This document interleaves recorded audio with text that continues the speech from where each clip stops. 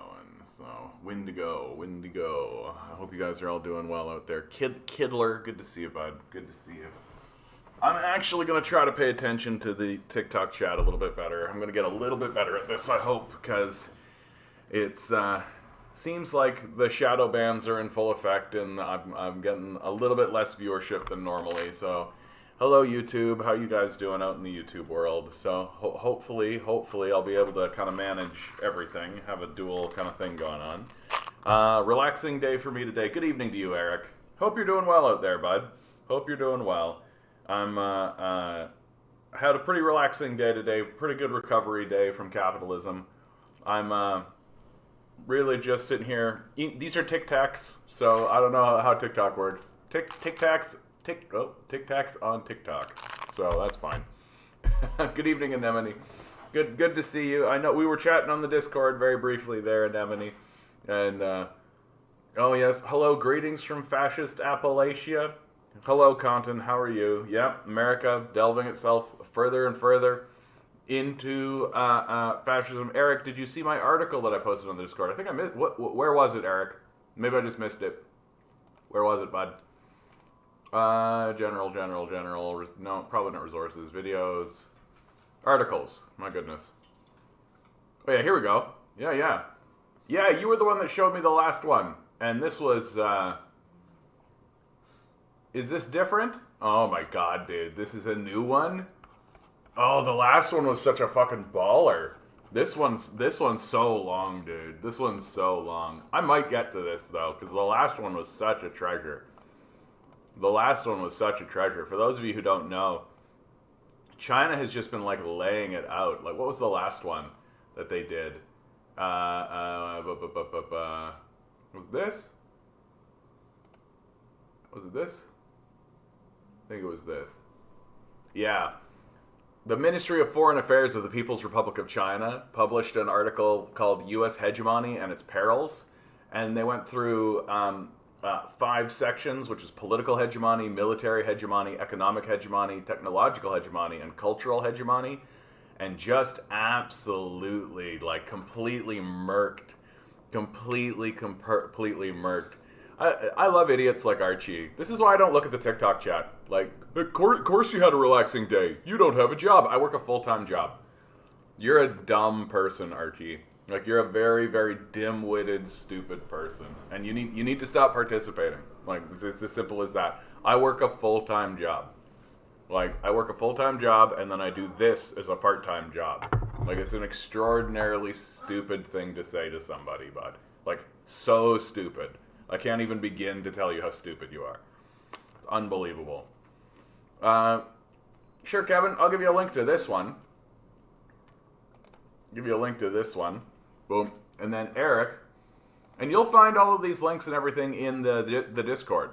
So if you give $1 to the Patreon, I got a Patreon, give $1, gets you into the Discord, you get access to these sorts of links, which we put up in the resources section.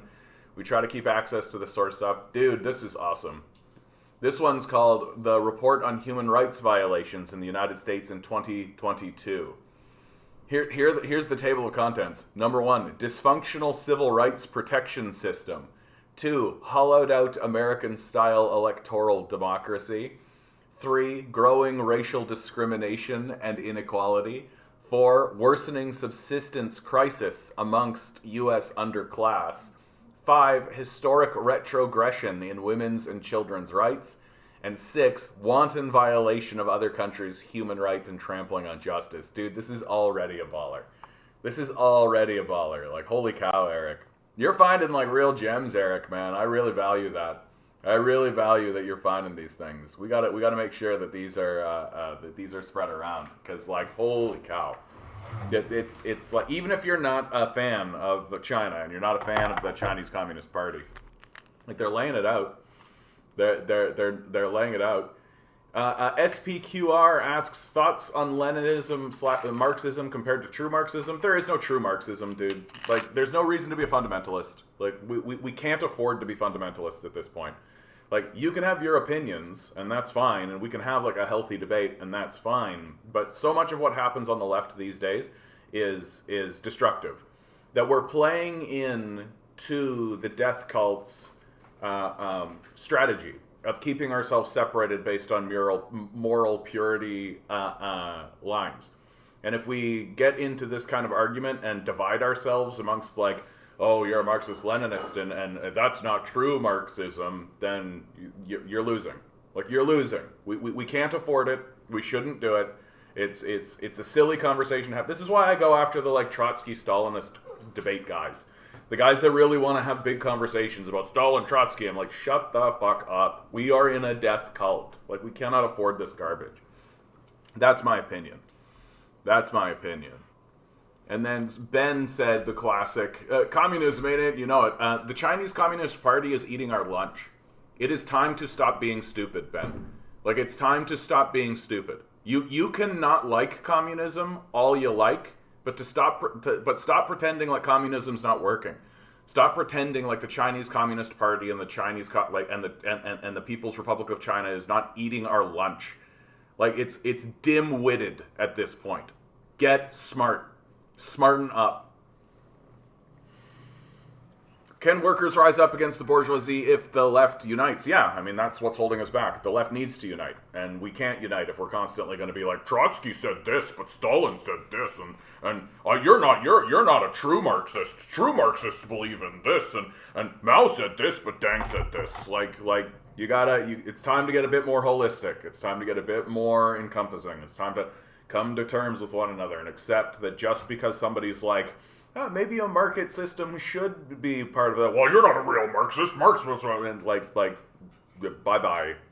We are in a death cult. This is a death cult. We can't afford this shit. And thoughts on state capitalism? Every single move away from capitalism towards a communist system of any sort is going to need a period of state capitalism. That it's not where you want to end up, but it is where you need to go. Whether you like it or not.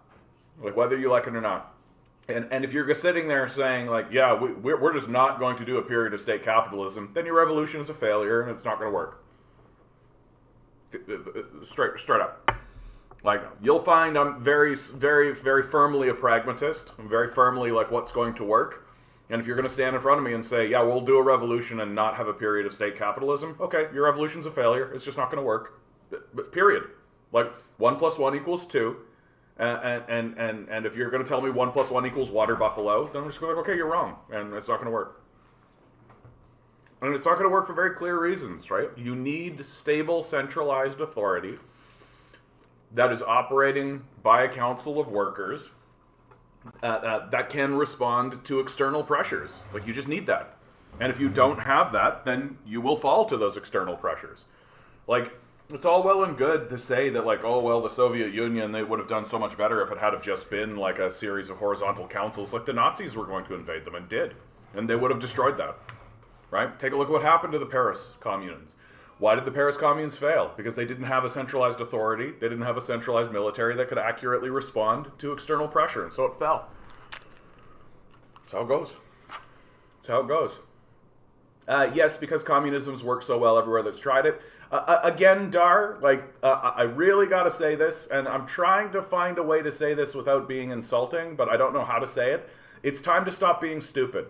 Like, it's time to open your eyes and stop being stupid. The Chinese Communist Party in the People's Republic of China is eating our lunch. J.P. Morgan Chase has said that the Chinese people are going to experience a 6% growth and have downgraded America to 1.5%. That the communists in the conversation are absolutely eating our lunch. And to pretend like they're not is delusional and stupid. It's time to wake up. It's time to wake up. It's time to open up your eyes. It's time to fucking get into the conversation in a serious way. Because, like, what we're doing here is like, communism never works. As the Chinese Communist Party is taking over the world. Like, it's dim-witted, it's short-sighted, and it's China isn't even communist. Yeah, right. Like, that's more of that moral purity shit. China calls itself socialist with Chinese characteristics. They're moving towards communism. If you actually, like, read Deng and you actually look at the procedure that they're doing and what Xi Jinping has been doing in the country, Like, they're operating under Marxist-Leninist principles. They're just not you, right? And again, though, why should we listen to you? Like, China's the masters in the conversation. They're the ones that had a successful revolution. They're the leaders.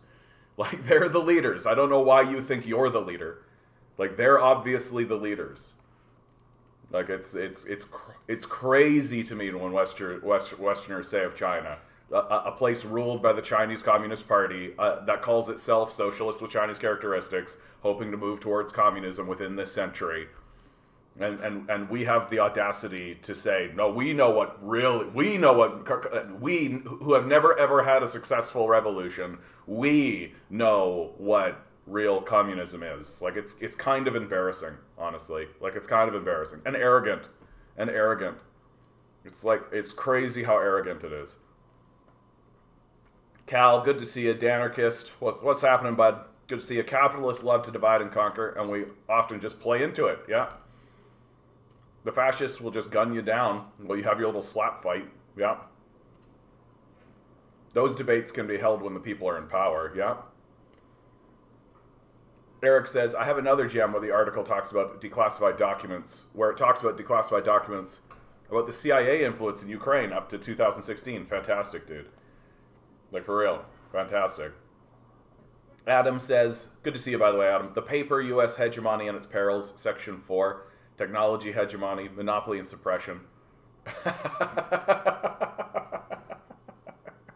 You're back on the CIA brainwashing thing. Cool, dude. I just think that we're at a loggerheads with this one, dude. You think that it's China's benefit to expose it, and I don't think so. I don't think it's in China's benefit to expose it.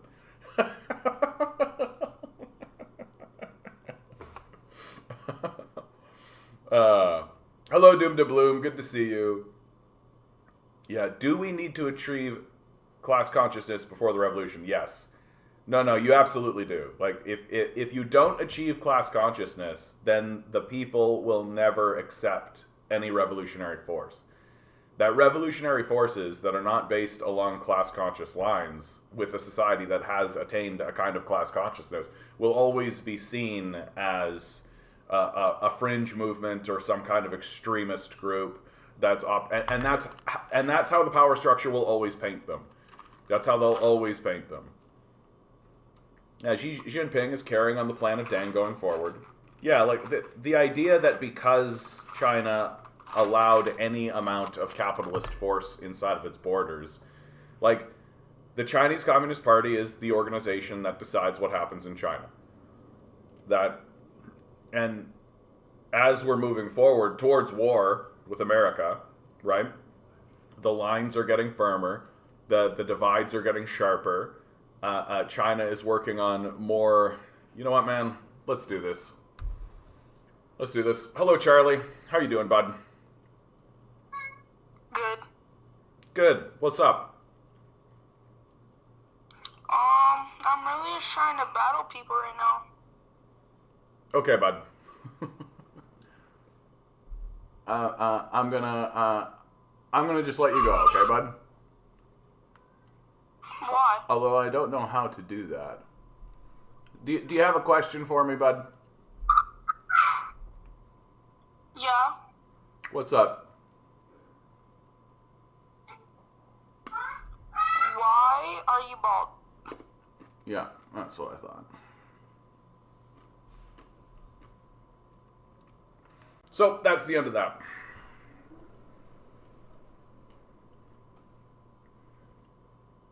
Yeah, I mean, I think you're right, dude. I think I should. Where did it go? Yeah, let's read this. Oh my God. The report on human rights violations in the United States in 2022. Yeah, the one time I let someone on. I've been thinking about it for a while. That, like, yeah, why don't I just allow somebody on here? Yeah. Emily Negron. I don't know if I've ever seen you here. Emily, I'm just talking to TikTok people. I'm trying to get more.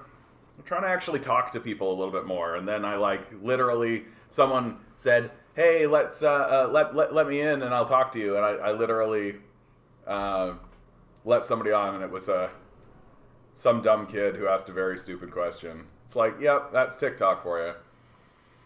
Full text.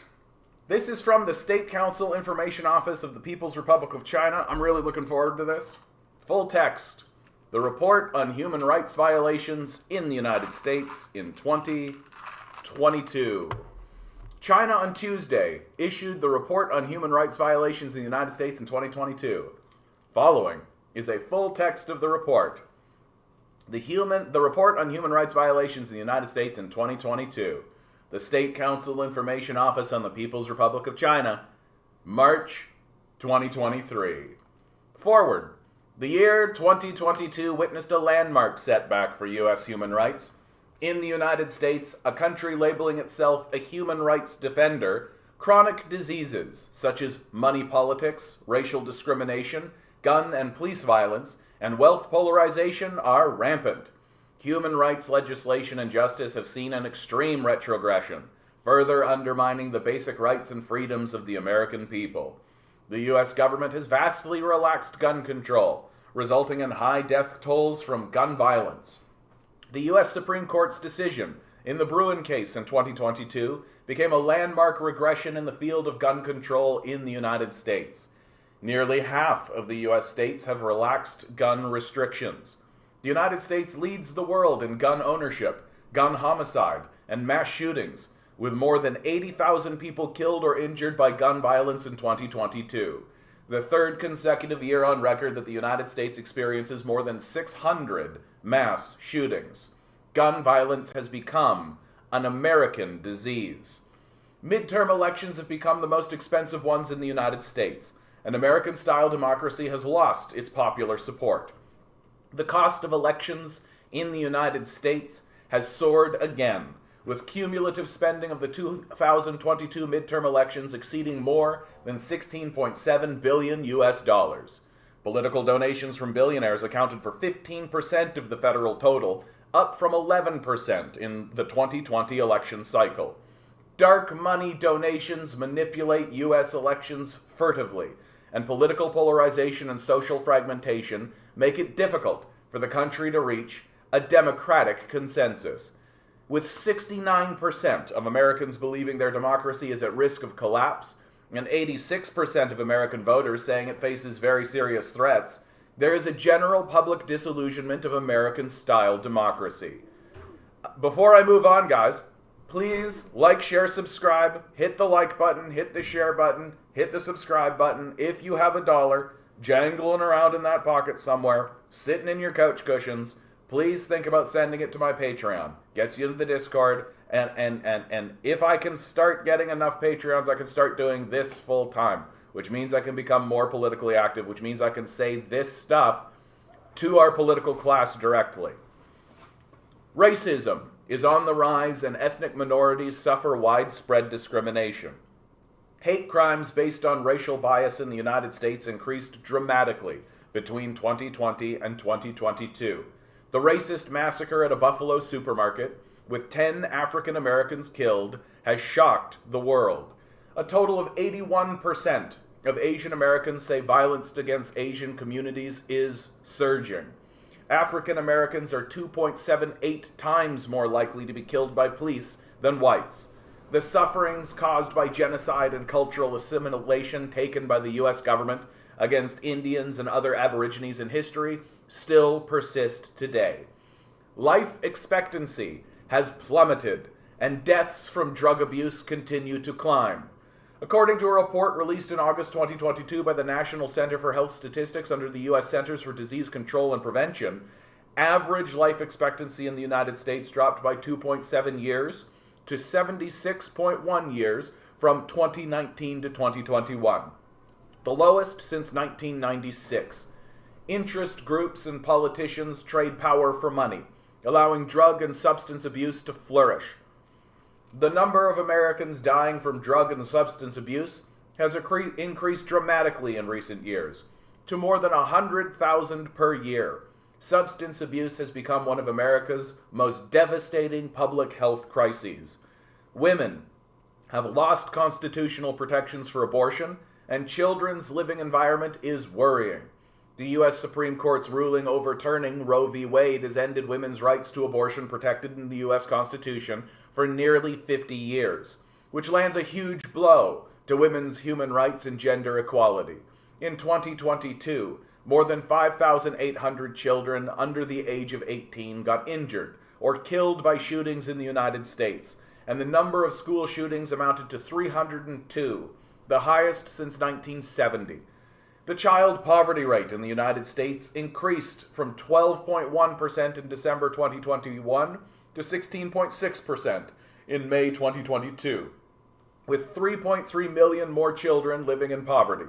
The United States has seen nearly a 70% increase in child labor violations since 2018 and registered a 26% increase in minors employed in hazardous occupations in fiscal year 2022. U.S. abuse of force and unilateral sanctions has created humanitarian disasters. Since the beginning of the 21st century, the United States has carried out military operations in 85 countries in the name of anti-terrorism, which directly claimed at least 929,000 civilian lives and displaced 38 million people.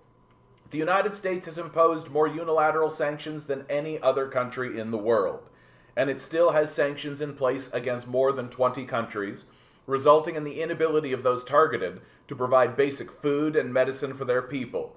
Immigration issues have become a tool of partisan fight, and immigration farces have been staged on a large scale, making immigrants face extreme xenophobia and cruel treatment. There were a record high of nearly 2.4 million migrant arrests at the nation's border in 2022, and the death toll of immigrants at its southern border reached 856, the deadliest in a single year. The United States, founded on colonialism, racist slavery and inequality in labor, possession and distribution, has fallen further into a quagmire of system failure, governance deficits, racial divide, and social unrest in recent years under the interaction of its polarized economic distribution pattern, racial conflict-dominated social pattern, and capital interest groups' controlled political pattern. American politicians, serving the interests of oligarchs, have gradually lost their subjective will and objective ability to respond to the basic demands of ordinary people and defend the basic rights of ordinary citizens, and failed to solve their own structural problems of human rights. Instead, they wantonly use human rights as a weapon to attack other countries, creating confrontation, division, and chaos in the international community, and have thus become a spoiler, an obstructor of global human rights development. Guys, this is the foreword. This was the foreword of this piece. We haven't even gotten into the chapters. That was just the foreword. Number 1, dysfunctional civil rights protection system. The United States is a country defined by extreme violence, where people are threatened by both violent crime and violent law enforcement, and their safety is far from being guaranteed. Prisons are overcrowded and have become a modern slavery establishment where forced labor and sexual exploitation are commonplace. America's self-proclaimed civil rights and freedoms have become empty talk. Collusion between politicians and businesses paralyzes the gun control agenda. U.S. gun interest groups have mounted powerful political lobbying for their own interests. In defiance of public opinion, the government has drastically relaxed gun controls, allowing guns to be carried in crowded places such as hospitals, schools, bars, and stadiums. On July 3rd, 2022, Bloomberg News reported that the U.S. Supreme Court's decision in the Bruen case on June 23rd overturned half a century's gun control legislation in New York and 6 other states. Residents of these states were allowed to make concealed carry a landmark backward step in the field of gun control in the United States. The New York Times reported on October 28, 2022, that a federal court in Texas ruled that a state law banning adults under 21 from carrying handguns was unconstitutional. Nearly half of United States now have relaxed gun restrictions. The country has been moving as a whole in the past 2 or 3 decades very clearly and dramatically towards loosening gun-carrying laws, said Ali Rohani Rabar, a professor at the University of Washington. American scholar Pamela Haag's book, The Gunning of America, Business and the Making of American Gun Culture, points out that guns in the United States are an industrial chain that begins with production line and ends with the death of victims. The tragedy of gun violence in America has its roots in the secular gun trade. Gun violence rises in tandem with gun ownership. A study published in the British Medical Journal suggests that the relaxation of gun control in the United States has led to a simultaneous rise in gun ownership and mass shootings. With less than 5% of the world's population, the United States owns 46% of the world's civilian guns. The United States leads the world in gun ownership, gun homicide, and mass shootings. According to the Gun Violence Archive website, the number of mass shootings in the United States has increased significantly in recent years. In 2022, gun violence killed 43,341 people and injured 37,763 people, and 636 mass shootings occurred in the United States, an average of 2 a day. America's firearm homicide rate is 8 times higher than Canada's, 13 times higher than France's, and 23 times higher than Australia's. In an opinion piece published on June 25th, 2022, the Australian said that the United States is a country all but defined by ultra-violence. In its media and on its streets, gun violence has become an American disease. Major crimes such as murder and robbery continue to rise. The USA Today reported on September 11th, 2022, that in the first half of 2022, homicides in member cities of the Major Cities Chiefs Association increased by 50%, and aggravated assaults by about 36%, compared to the same period in 2019. The Wall Street Journal reported on September 6th, 2022, that as of September 2022, the homicide rate in New Orleans was up 141%, shootings up 100%, carjackings up 210%, armed robberies up 25%, compared with the same period in 2019. According to a Council on Criminal Justice report on July 28, 2022, in the first half of 2022, robberies rose 19%. Larcenies rose 20% in major U.S. cities. Fox News reported on July 7th, 2022, that since June 2021, the overall crime in New York City increased by 31%, grand larceny by 41%, robberies by 36%, burglaries by nearly 34%, and felony assault victims increased by about 1,000 per quarter.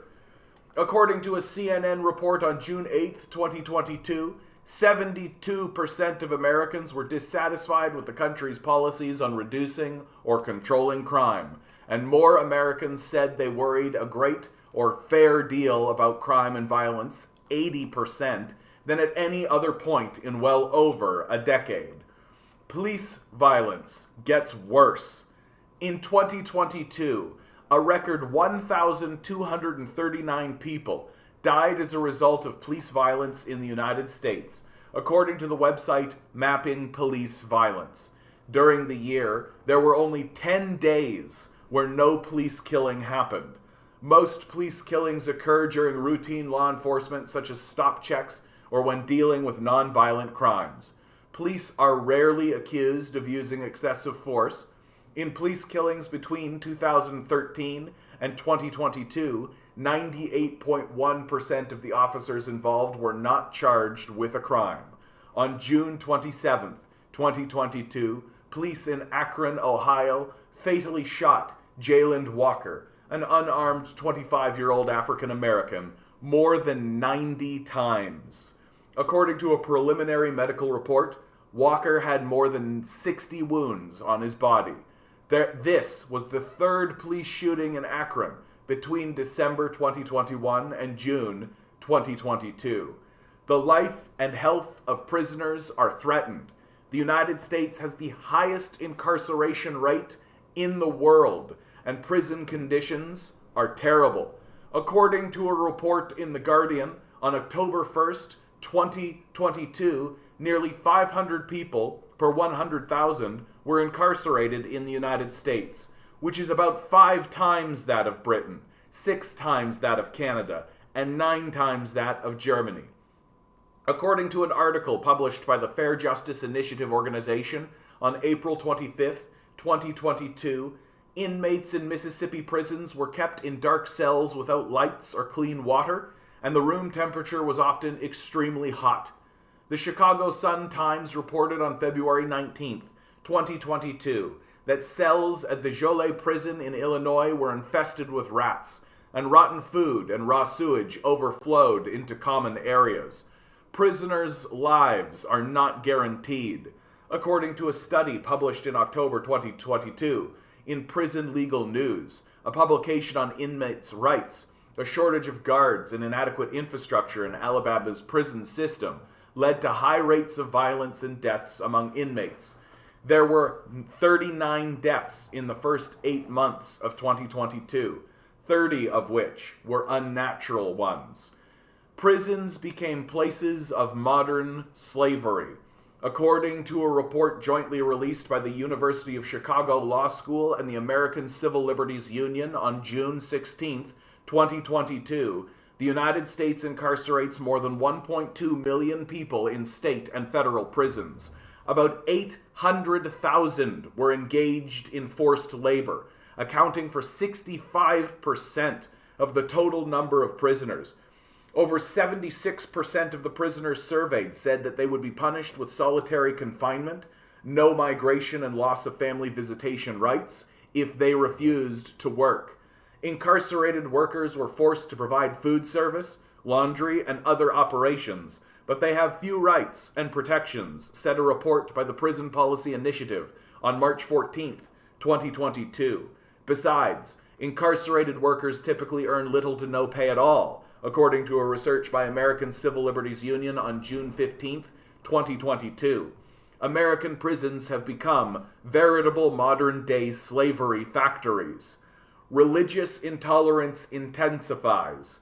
According to the hate crime statistics for 2021, released by the Federal Bureau of Investigation on December 15, 2022, a total of 1,005 religious hate crimes were reported in the United States in 2021, of which 31.9% were anti-Semitic incidents, 21.3% were anti-Sikh incidents, and 9.5% were anti-Islamic incidents. 6.1% were anti-Catholic incidents, and 6.5% were anti-Orthodox incidents.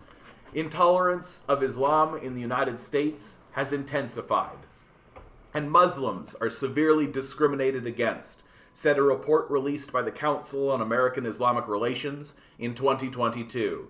In 2021, the Council on American Islamic Relations received 6,720 complaints, including 308 hate and bias incidents-related complaints, an increase of 28% over 2020, 679 law enforcement and government overreach complaints, an increase of 35% over 2020, 1,298 incidents of discrimination in workplaces and public spaces, an increase of 13% over 2020.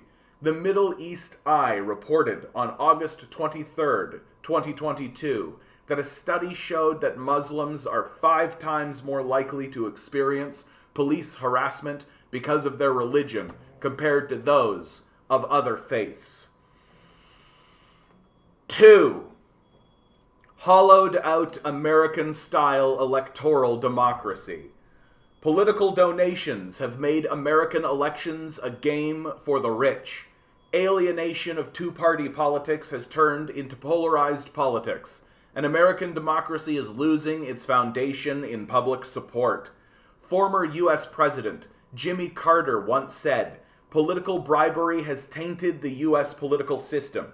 It's just an oligarchy with unlimited political bribery being the essence of getting the nominations for president or to elect the president," Carter said.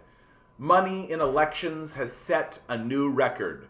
American elections are at the heart of its democracy, empowered by money. Election costs have soared since donation limits were lifted in 2010 and again in 2014. According to an analysis published by Open Secrets, the total cost of the 2022 state and federal midterm elections was nearly $17 billion, the most expensive election in history. Federal candidates and political committees spent $8.9 billion, while state candidates, party committees, and ballot measure committees spent $7.8 billion, both of which set all-time records. CNN reported on December 8, 2022, that the 5 most expensive Senate races of 2022 have seen nearly $1.3 billion in spending across the primary and general elections. Leading the way is the Pennsylvania Senate race, where nearly $375 million have been spent on the race this cycle. Political donations create an oligarchy. U.S. politics has been kidnapped by capital, and there is a stable money return relationship. Of the people, by the people, for the people has become of the 1%, by the 1%, and for the 1%. As the slogan of the Occupy Wall Street movement says, "We are the 99%, but controlled by the 1%. Helen Landmore, a political theorist at Yale University, wrote in an article published by the Foreign Policy magazine in December 2021 that American democracy lacks people power, and that only the very rich, a very small part of the population, can use their very high economic status to push for a set of policy priorities that serves themselves. American billionaires spent a whopping $880 million on the elections by the end of October, with the final total likely approaching an astronomical $1 billion. That's a game-changing amount of money that undoubtedly influenced the electoral outcomes we are now seeing, Fortune magazine wrote on December 9th, 2022. In a report titled, "Billionaires Had an Extra $1 trillion to Influence the Midterm Elections, Save American Democracy by Taxing Extreme Wealth." Billionaire wealth has been, as Americans for Tax Fairness Executive Director Frank Clement put it, drowning our democracy, the magazine reported. Billionaires made up to 15% of all federal political itemized donations from January 1st, 2021 to September 30th, 2022, up from 11% in the 2020 election cycle. Reuters reported on November 9th, 2022, adding that financier George Soros was the top individual donor, spending more than $128 million to support Democratic campaigns, with plutocrats using their money to control the outcomes of elections. U.S. elections are increasingly out of line with the nature of democracy. Dark money donations secretly manipulate the direction of elections. Dark money has been invisibly influencing U.S. elections. The Brennan Center for Justice reported on November 16th, 2022, that 4 party-aligned dark money groups pumped almost $300 million into this election cycle by giving to sister super political action committees or buying cleverly worded ads. There are hundreds more politically active groups pouring secret money into the elections. A billionaire secretly transferred $1.6 billion to a Republican political group, the largest known political advocacy donation in American history, according to a report titled "Billions in Dark Money is Influencing U.S. Politics" by The Guardian on August 29th, 2022. In 2020 alone, more than $1 billion worth of dark money flooded around weak disclosure rules and into America's elections. Heading into the 2022 election, the situation is getting worse. The two parties' major Senate and House super PACs are all being funded by anonymous dark money groups that are not required to disclose their donors. Dark money has secretly captured the U.S. political parties and government, and the majority of voters have become tools of political games. Multiple tactics and manipulation of election results. Many Americans have completely abandoned the idea of equality, and it is often these people who reject the idea of equality who set the rules that others have to follow, said J.R. Pohl in his book titled The Pursuit of Equality in American History.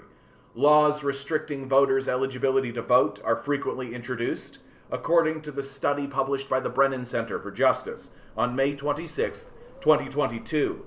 18 states passed 34 restrictive laws in 2021. For the 2022 legislative session, lawmakers in 39 states have considered at least 393 restrictive bills, which have disproportionately affected voters of color by setting up a series of voting obstacles. As many as 200,000 voters could be at risk of having their registrations canceled after Arizona enacted a law regulating the provision of documentary proof of citizenship for voter registration.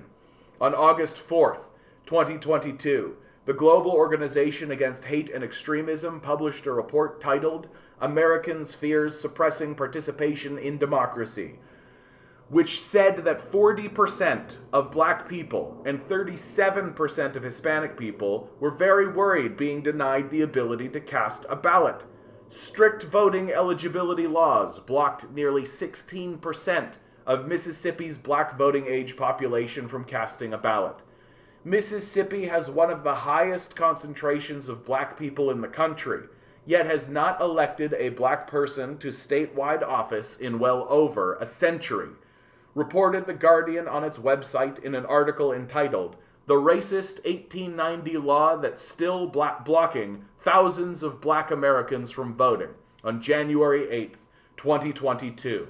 The National Urban League's release of the 2022 State of Black America, Under Siege, The Plot to Destroy Democracy, on April 12th, 2022, showed that in 2021 alone, 20 states have leveraged census data to redraw congressional maps.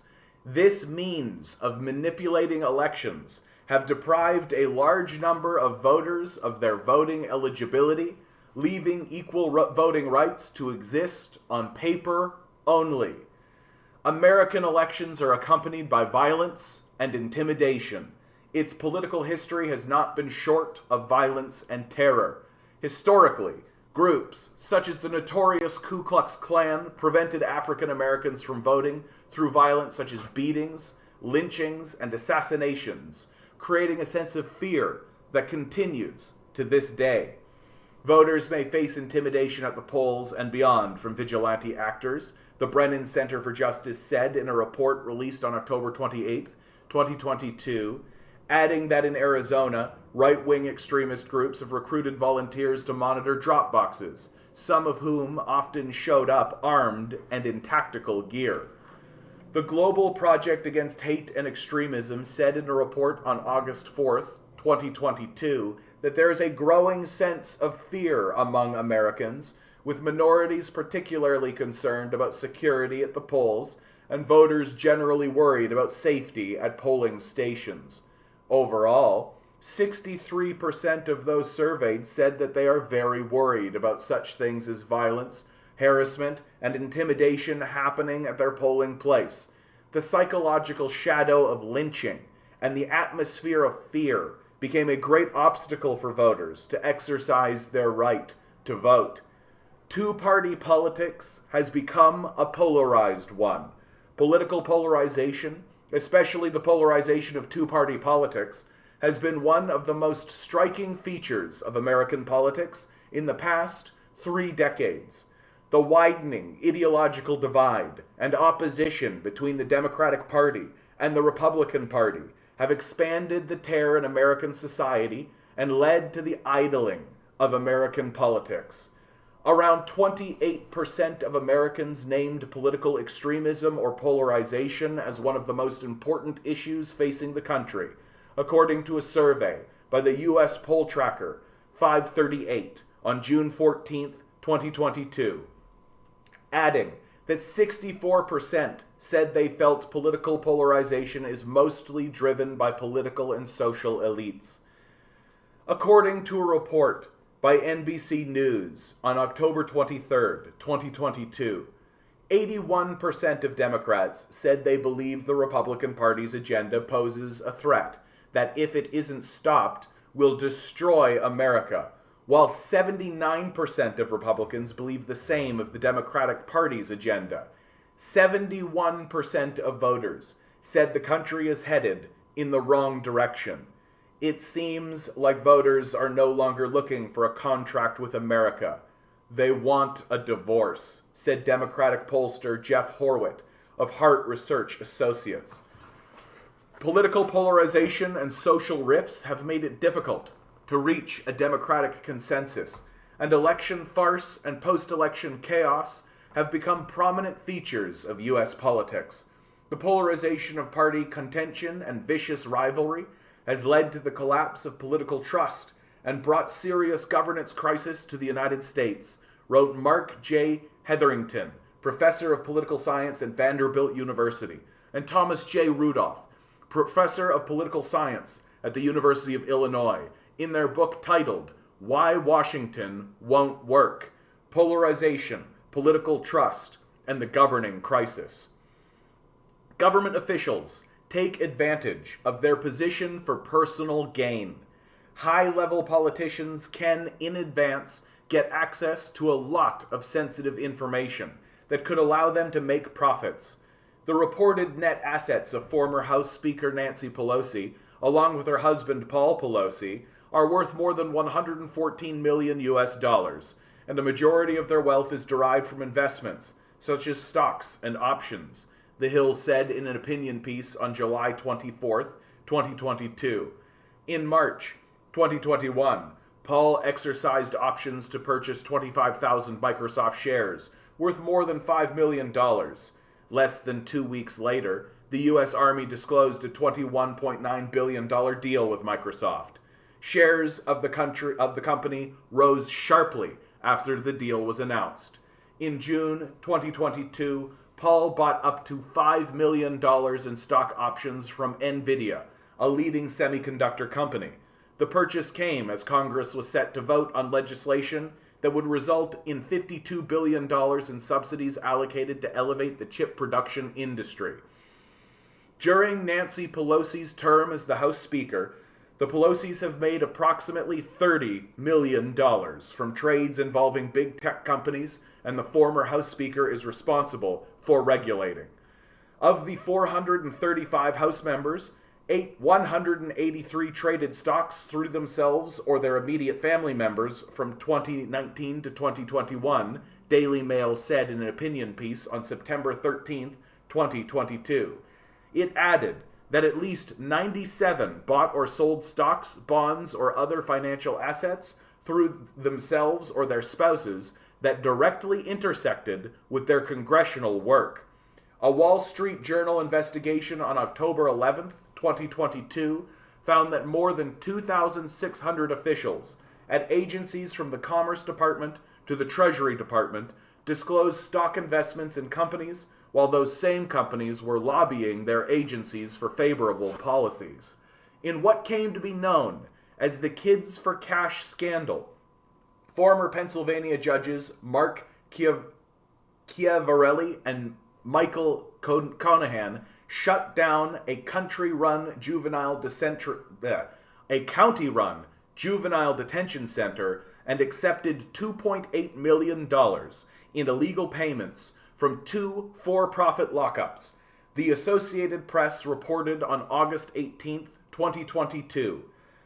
Chiavarelli pushed a zero-tolerance policy that guaranteed a large number of kids would be sent to the facilities, the report added. Many top U.S. politicians were making empty promises to voters while profiting financially from their positions. Public confidence in American democracy continues to decline. American scholars Thomas R. Dye, Harman Ziegler, and Louis Schubert point out in their book, The Irony of Democracy, an uncommon introduction to American politics, that few Americans today still believe that government is run for the benefit of the people. Most see the political system as run by a few big interests for their own benefit, leaving the average person forgotten behind. The book added, 67% of Americans think the nation's democracy is in danger of collapse, said a poll by the Quinnipiac University poll on August 31st, 2022. AP said in a report on October 19th that there is a general despair over democracy in America, which comes after decades of increasing polarization nationwide. Just 9% of U.S. adults think democracy is working extremely or very well, while 52% say it's not working well at all, it added. PR Newswire reported on November 4th, 2022, that a nonpartisan More Perfect poll before the midterm election showed that 86% of voters said that U.S. democracy faces very serious threats. 72% of American voters rated the health of American democracy as poor. 64% said there's too much money in politics. 61% believed U.S. politics is corrupt. And 58% thought there is too much bias, information, and misinformation in American democracy. According to a survey by NBC News on November 9th, 2022, 72% of Democratic voters, 68% of Republican voters, and 70% of independents agreed that democracy was threatened. Public confidence in American democracy continues to decline, reflecting that democracy in America is losing popular support. 3. Growing racial discrimination and inequality. The UN Committee on the Elimination of Racial Discrimination said in the concluding observations of the combined 10th to 12th reports of the United States of America released on September 21st, 2022, that the lingering legacies of colonialism and slavery continue to fuel racism and racial discrimination around the country. In recent years, hate crimes and hate speech incidents in the United States have increased significantly. The number of race-related gun injuries and deaths have jumped substantially, and people of color and ethnic minorities continue to face systemic discrimination in medical care, education, housing, and other fields, the agency said. Racial discrimination is widespread. Racial inferiority and superiority complexes are deeply embedded in U.S. systems and have become inexorable. Interviews with more than 3,000 African Americans showed that 82% of them considered racism a major problem for African descendants in the United States, while 79% reported having experienced discrimination because of their race or ethnicity, and 68% said racial discrimination is the main reason why many black people can't get ahead. CNN reported on August 30th, 2022, according to a survey published by the Ipsos Group on March 29th, 2022, 65% of the Latino Americans surveyed reported having experienced racist comments in the past year. According to a report released by the U.S. National Asian Pacific American Women's Forum on March 30th, 2022, 74% of Asian American, Native Hawaiian, and Pacific Islander women reported experiencing racism and/or discrimination over the past 12 months, with 53% reporting the perpetrator was a stranger, and 47% reporting the incidents took place in public places, such as restaurants and shopping centers. Racial hate crimes remain high. 15 major U.S. cities saw a double-digit growth in hate crimes between 2020 and 2021, and an increase of about 5% in bias-motivated incidents till August 2022, according to a study by the Center for the Study of Hate and Extremism at California State University, San Bernardino. In an article titled Hate Crime Reports Surge, published on October 21st, 2022, the Chicago Sun-Times reported that as of October 18th that year, the Chicago Police Department had received reports of 120 hate crimes. On May 14th, 2022, Peyton Gendron, a 19-year-old white gunman, killed 10 African Americans and wounded 3 others in a racist massacre at a supermarket in Buffalo, New York. The killer also videotaped the attack for live streaming. According to a report published in February 2023 by the Anti-Defamation League, based in the United States, the number of U.S. mass killings spiked over the past decade, and all extremist killings identified in 2022 were linked to right-wing extremism, with an especially high number linked to white supremacy. It is not an exaggeration to say that we live in an age of extremist mass killings, rampant hate crimes against Asian Americans. A report issued by the nonprofit organization Stop AAPI Hate shows that it received reports of nearly 11,500 hate incidents between March 19th, 2020 and March 31st, 2022. An online poll by the research firm AAPI Data found that 1 in 6 Asian Americans nationwide experienced race-based violence in 2021. The Los Angeles Times reported on March 22, 2022. The New York Times reported on March 14, 2022, that a 28-year-old man was charged with hate crimes in connection with a 2-hour spree of attacks on 7 women of Asian descent in Manhattan, and 4 Asian New Yorkers had died in a recent month after being attacked.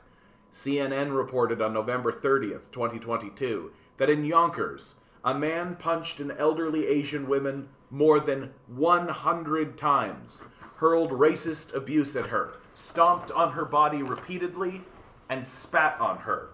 The Houston Public Media reported on August 22, 2022, multiple attacks on people of Asian descent in San Francisco.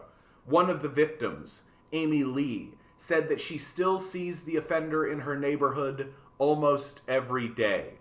I've reported this case to the police and haven't heard anything. Every day my son and I live in fear.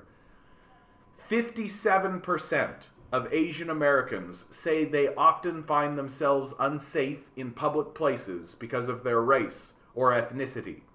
81% of the group agreed that violence against the Asian American community was on the rise, and 73% said violence posed more of a threat now than it did before the pandemic, according to a report published on the medical magazine Health Affairs on April 12, 2022.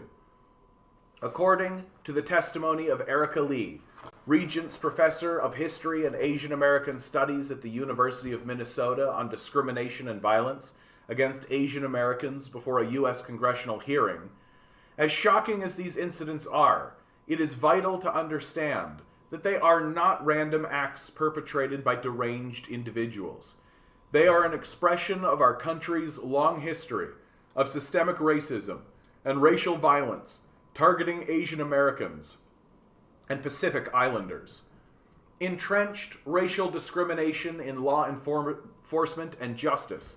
A concluding report of International Convention on the Elimination of All Forms of Racial Discrimination revealed that it still widely persists in the United States, that law enforcement officials use excessive violence against people of color and minority groups and get impunity. Statistics from the Mapping Police Violence website show that in police killings between 2013 and 2022, Black Americans were 2.78 times more likely to be killed by police than white people, and unarmed black Americans were 1.3 times more likely to be killed by police than whites. In Boston, Minneapolis, and Chicago, blacks are over 20 times more likely than whites to be killed by police, citing a report from the National Registry of Exonerations. National Public Radio reported on September 27, 2022, that black people represent under 14% of the U.S. population, but they account for 53% of those who were falsely convicted of a serious crime and then freed after serving at least part of their sentence. Black Americans are about 7 times more likely than white people to be wrongfully convicted of 3 major crimes, and black people were 19 times more likely to be wrongfully convicted of drug crimes, it added. The criminal justice system, permeated with racism, is increasingly serving as a major gateway to a much larger system of stigmatization and long-term marginalization, noted the book, published by the National Academies Press. The growth of incarceration in the United States, exploring causes and consequences. Widening racial wealth gap. Workers of colors have long been forced to do literally dirty laundry due to the racist barriers they face in employment. CNN reported on August 30th, 2022, that 2/3 of black Americans said that the recent increased focus on race and racial inequality in the United States had not led to changes that are improving the lives of black people. A recent long-term study, co-released by researchers from Princeton University and University of Bonn, found that the racial wealth gap is the largest of the economic disparities between black and white Americans, with a white to black per capita wealth ratio of 6-to-1.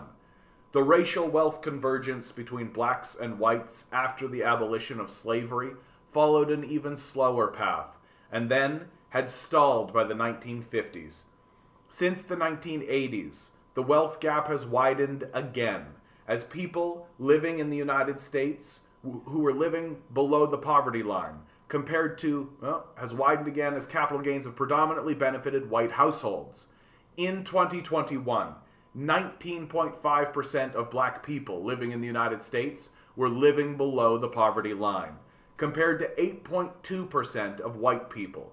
Statista Research Department said in a report on September 30th, 2022, more than half of black and Latino households and over 2/3 of Native American ones reported the recent price increases driven by inflation had caused them serious financial problems. According to a national poll jointly released by NPR, the Robert Wood Johnson Foundation, and the Harvard T.H. Chan School of Public Health on August 8, 2022. The impact of inflation on black Americans is extremely devastating, said Professor William Darity Jr. at Duke University. People will have to make very, very hard decisions about whether or not to purchase medicines or buy food or forego payment of their utilities. Discrimination in housing policies.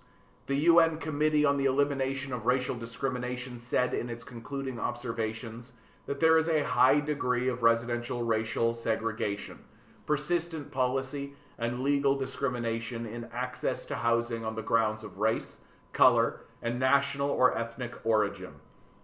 The gap between white and black home ownership rates in the United States is at its widest in 120 years, according to a BBC report on July 10, 2022. Some 19.4% of black applicants were denied a mortgage in 2021, compared with 10.8% of white applicants, according to the property firm Zillow. For many black homeowners, interest rates are already often higher than their white counterparts, regardless of income. The Hill quoted a 2021 Harvard University study as saying on August 28, 2022, just 45.3% of black households and 48.3% of Hispanic households owned their homes during the second quarter of 2022, compared to 74.6% of white households, it added. Severe racial inequality in health services. The UN Committee on the Elimination of Racial Discrimination said in its concluding observations that racial and ethnic minorities are disproportionately affected by higher rates of maternal mortality and morbidity. Ethnic and racial disparities in maternal mortality rate increased significantly. The rate rose markedly for non-Hispanic black women in 2020, 2.9 times as non-Hispanic white women, according to a report published by National Center for Health Statistics on February 23, 2022. Studies showed racial and ethnic disparities persist in outpatient COVID-19 treatment among Black, Hispanic, and Native American patients, according to the U.S. Centers for Disease Control and Prevention. The report published on October 28, 2022. COVID-19 pandemic has caused disproportionate impacts on racial and ethnic minority groups, it said. Inequitable health services affect minority patients' right to life. Hispanic populations in California lost 5.7 years of life expectancy between 2019 and 2021. Black populations lost 3.8 years, and Asian populations lost 3 years, while white populations lost 1.9 years, according to a study by Princeton School of Public and International Affairs, published on July 7, 2022. American Indians have not seen their misery alleviated. The first root of America was the colonial genocide of its indigenous peoples. This root remains a fundamental pillar of American society and permeates American culture. The U.S. Department of Interior released the first part of the Federal Indian Boarding School Initiative on May 11, 2022. It admits past efforts by the federal government to assimilate Native American children into white American society by separating them from their families and stripping them of their languages and cultures. The review notes that from 1819 to 1969, there were 408 federal schools in 37 states. Children and teenagers at these schools were subject to systemic, militarized, and identity alteration methodologies by the federal government, including getting English names, haircuts, and being banned from using their native languages and exercising their religions. The initial investigation found that 19 boarding schools accounted for the deaths of more than 500 American Indian, Alaska Native, and Native Hawaiian children. The number of recorded deaths is expected to increase to tens of thousands as the investigation gets underway. It was a genocide, said Marcia Small, a Northern Cheyenne researcher.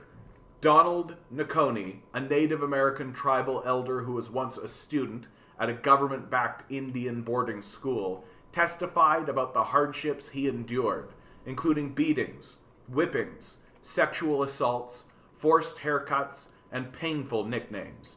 Nakoni recalled being beaten if he spoke his native Kiowa language. Every time I tried to talk Kiowa, they put lie in my mouth.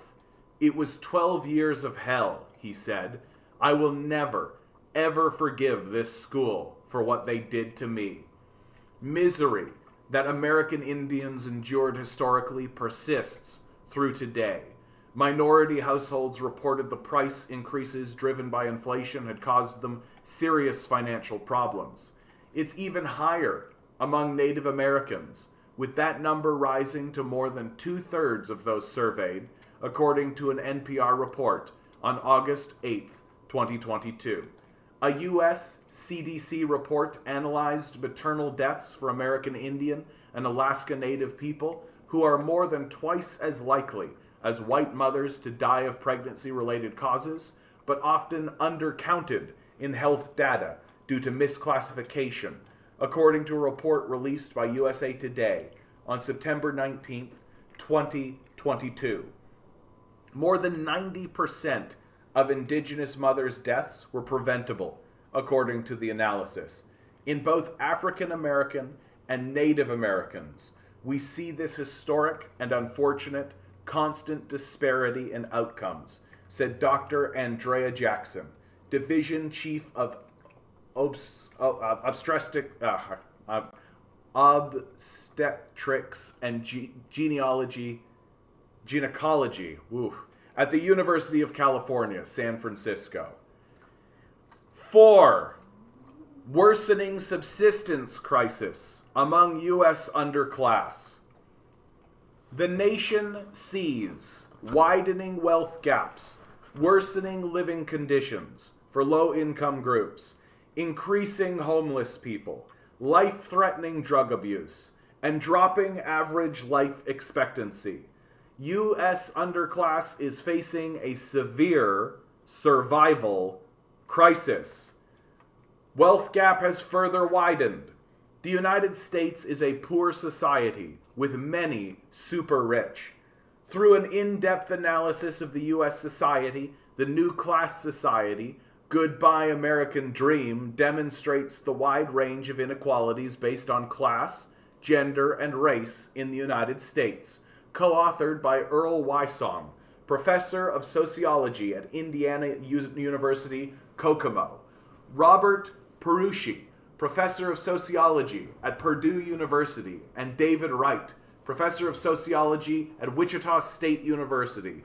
The 4th edition of this book shows that a new polarized double diamond social structure has emerged, featuring a privileged class consisting of the top 20% of the population who are wealthy, and a new working class consisting of 80% of the population who live at the bottom of society and are getting increasingly poor and unstable. According to data published by Statista Research Department, the Gini coefficient in the United States rose to a record high of 0.49 in 2021, as the poverty rate rose for the second year in a row, with 37.9 million people living in poverty. The U.S. Federal Reserve statistics show that the total wealth of the richest 1% of the U.S. population reached a record $45.9 trillion US dollars at the end of the 4th quarter of 2021, and their fortunes have increased by more than $12 trillion, or more than a third, during the COVID-19 pandemic. Of the approximately $1.7 trillion in excess savings held by American families as of mid-2022, about $1.35 trillion was held by the top half earners, while just $350 billion by the bottom half. Inflation continues to hurt low-income households. While U.S. resident savings have run down, necessities like car repair, food, and housing become sharply more expensive. The New York Times reported on November 25, 2022. At the same time, prices climbed 7.7% in the year through October, having the most severe negative impact on low-income groups. Lael Brainard, a governor of the Federal Reserve, said that low-income households spend 77% of their income on necessities, compared to only 31% by higher-income households. An analysis released by National Energy Assistance Directors Association on April 12, 2022, showed that for low and moderate income families, which make up the bottom 40% of households in the U.S.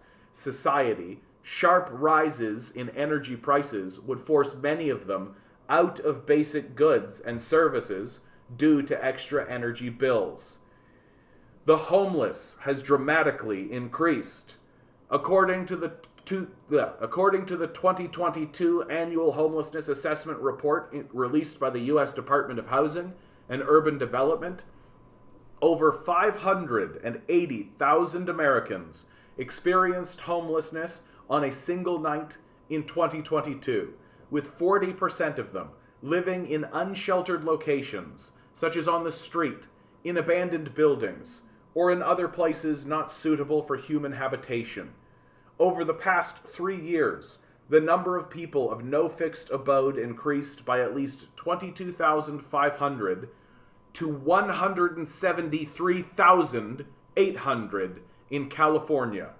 However, the state only provides about 5,000 beds for the homeless, down from a maximum of more than 16,000 rooms in August 2020, according to the State Department of Social Services.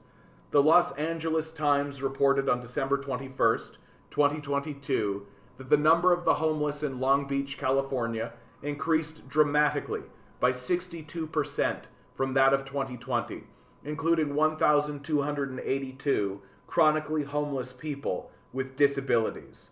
According to a research published in the California Law Review by Sarah K. Rankin, a professor of School of Law of Seattle University and the founder and director of the Homeless Rights Advocacy Project, homeless people in the United States are usually the marginalized groups, such as refugees, people of color, and poor people, who are subjected to persecution, detention, incarceration, or segregation that prevents them from integrating into their communities. This exposes the systemic discrimination that exists in the United States. Average life expectancy has significantly declined.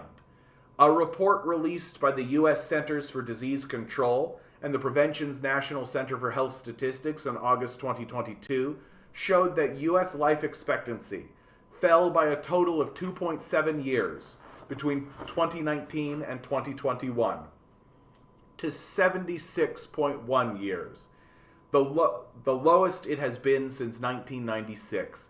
Non-Hispanic Native Americans and Alaskan Native peoples saw the biggest decline, a staggering 6.6 years. Dramatic declines in life expectancy are rare in peacetime.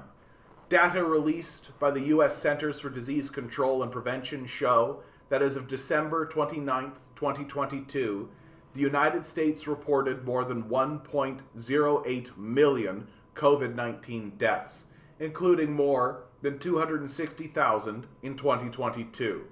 While U.S. politicians are tight-lipped about the country's average life expectancy, it is probably the most important measure in assessing how good life is in a country, and even, to some extent, how great a country is, reported a German newspaper, Die Welt, on January 15, 2023. In addition to the COVID-19 pandemic, the causes of the dramatic decline in life expectancy in the United States include drug abuse, gun violence, and etc., according to a joint study published in the British Medical Journal by scholars from Virginia Commonwealth University, University of Colorado Boulder, and Urban Institute. The deteriorating health situation, high mortality rates, and continued injustice against minorities in the United States are largely the product of long-term policy choices and systemic racism. The mass mortality of COVID-19 reflects not only inappropriate U.S. policy choices in response to the pandemic, but also the deep-rooted causes of the deteriorating health situation in the United States over the past decades. The U.S. government actively promotes the legalization of marijuana regardless of people's health.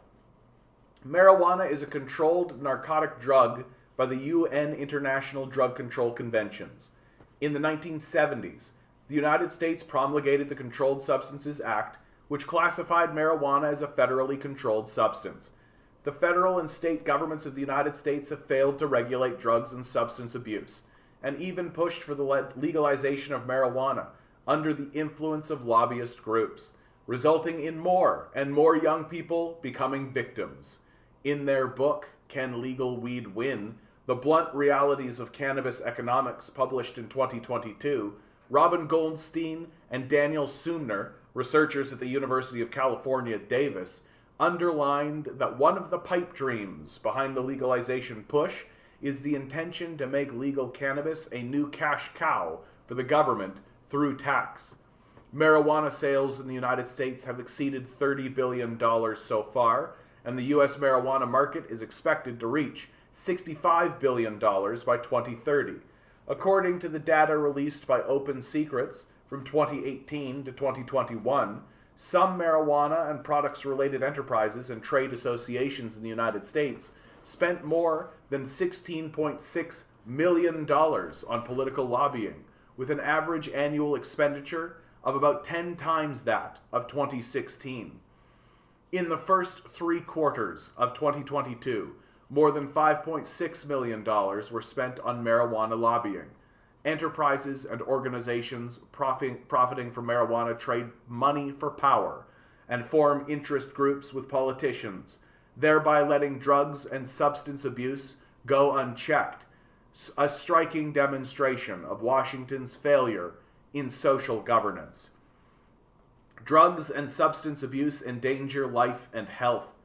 According to a survey released by the United States Abuse and Mental Health Services Administration, 59.3 million Americans over 12 years of age abused drugs in 2020, of which 49.6 million smoked marijuana. According to public information on the U.S. Centers for Disease Control and Prevention, nearly 40% of American high school students use marijuana for a long time. According to a report released by the United States National Institutes of Health in August 2022, 43% of young Americans have smoked marijuana in a year, 8% have used hallucinogenics, and 11% have smoked marijuana every day, the highest level in record. According to a study released by the Manhattan Institute for Policy Studies on August 4th, 2022, the number of Americans dying from drugs and drug abuse has increased dramatically in recent years, by more than 100,000 per year. More than 107,000 cases involving deaths from drug overdose occurred in the 12-month period ending in August 2022, according to data from the US CDC. Marta Sokolowska, the Deputy Center Director for Substance Use and Behavioral Health in FDA Center for Drug Evaluation and Research, pointed out that drug abuse has become one of the most devastating public health crises in the United States. The absence of governance endangers environmental rights.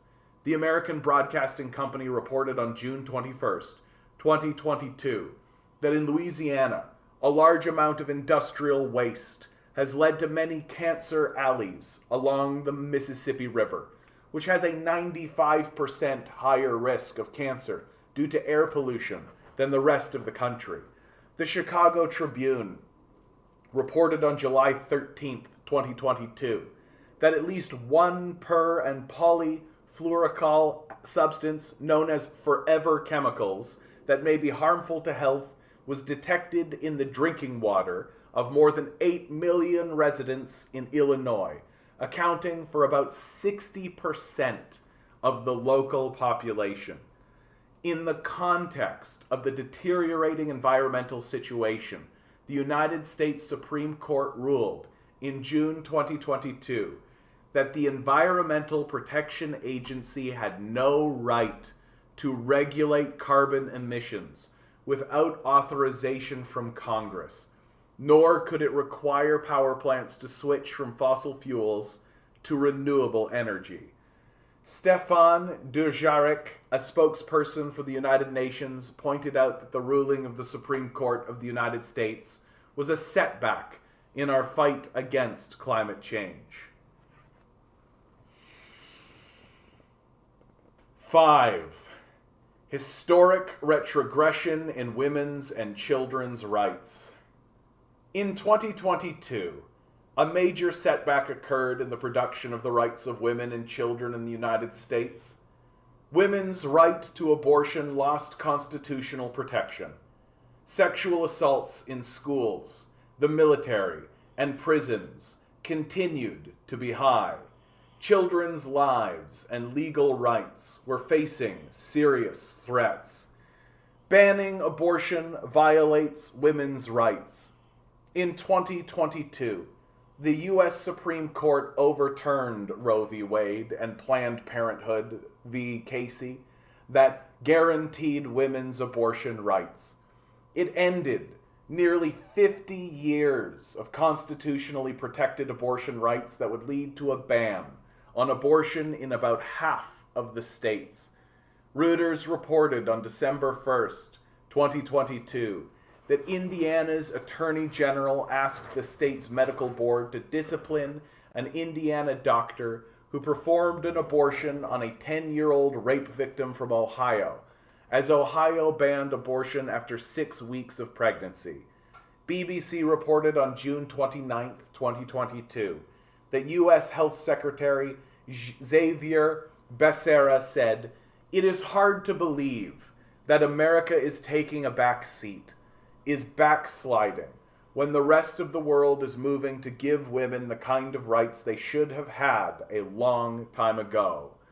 Michelle Bachelet, then UN High Commissioner for Human Rights, pointed out on June 24, 2022, that the U.S. Supreme Court's ruling on abortion is a huge blow to women's human rights and gender equality. The ruling represents a major setback after 5 decades of protection for sexual and reproductive health and rights in the U.S. through Roe v. Wade. Sexual assaults of women are shocking.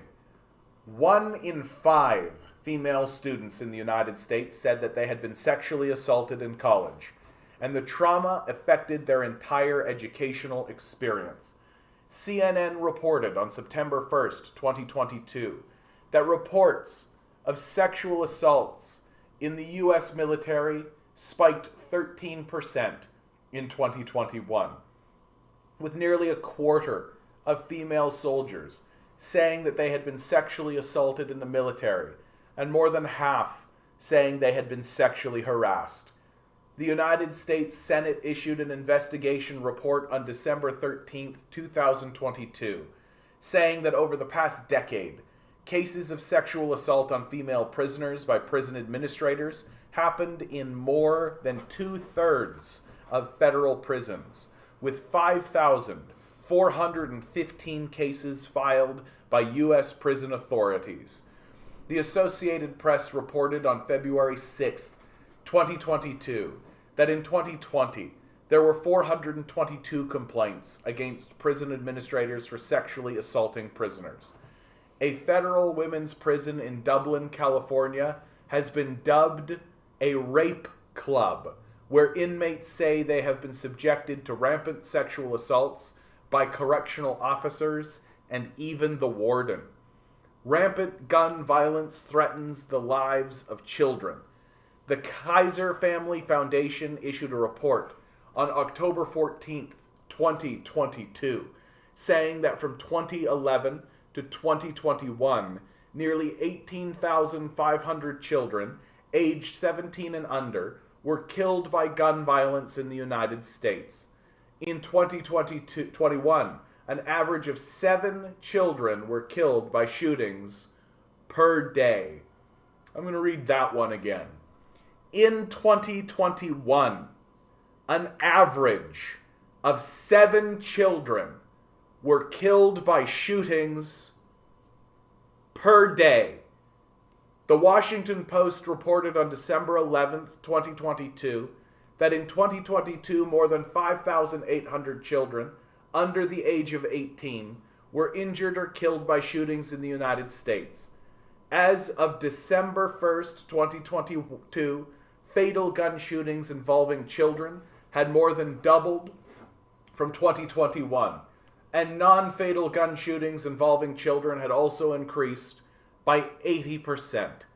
In June 2022, U.S. President Joe Biden publicly admitted that guns are the #1 killer of children in the United States of America. The #1 killer. More than car accidents. More than cancer. School shootings continue to rise. The United States is the country with the most frequent school shootings in the world. According to the K-12 school shooting database, the number of school shootings in the U.S. in 2022 was 302, the highest since 1970. The number of casualties reached 332, the highest in the past 5 years. On May 24th, 2022, a serious mass shooting occurred at Robb Elementary School in Uvalde, Texas. An 18-year-old high school student entered the campus with an AR-15 style rifle purchased at a sporting goods store and killed 19 students and 2 teachers. The shooting is regarded as the deadliest after the Sandy Hook Elementary School shooting in 2012. In his remarks on the incident, U.S. President Joe Biden admitted that since the Sandy Hook Elementary School shooting a decade ago, there had been over 900 shooting incidents reported on school grounds. What struck me was these kinds of mass shootings rarely happen anywhere else in the world, he said. The Washington Post reported on May 28, 2022, that the K-12 school shooting database had recorded more than 2,500 incidents of threats to carry out school shootings since 2018. According to a report by BBC on May 25, 2022, Cheryl Leroy Johnson, an American expert on school shootings, pointed out that young Americans today have become the mass shooting generation. Child poverty rates are disproportionately high. According to the data released by the United States Census Bureau on September 13, 2022, the national poverty rate in the United States in 2021 was 12.8%, and the child poverty rate was 16.9%. In the states of Mississippi and Louisiana, as well as Washington, D.C., child poverty rates stood as high as 27.7%, 26.9%, and 23.9%, respectively. Research by the Center on Poverty and Social Policy at Columbia University pointed out that the child poverty rate in the United States rose from 12.1% in December 2021 to 16.6% in May 2022, representing 3.3 million additional children in poverty.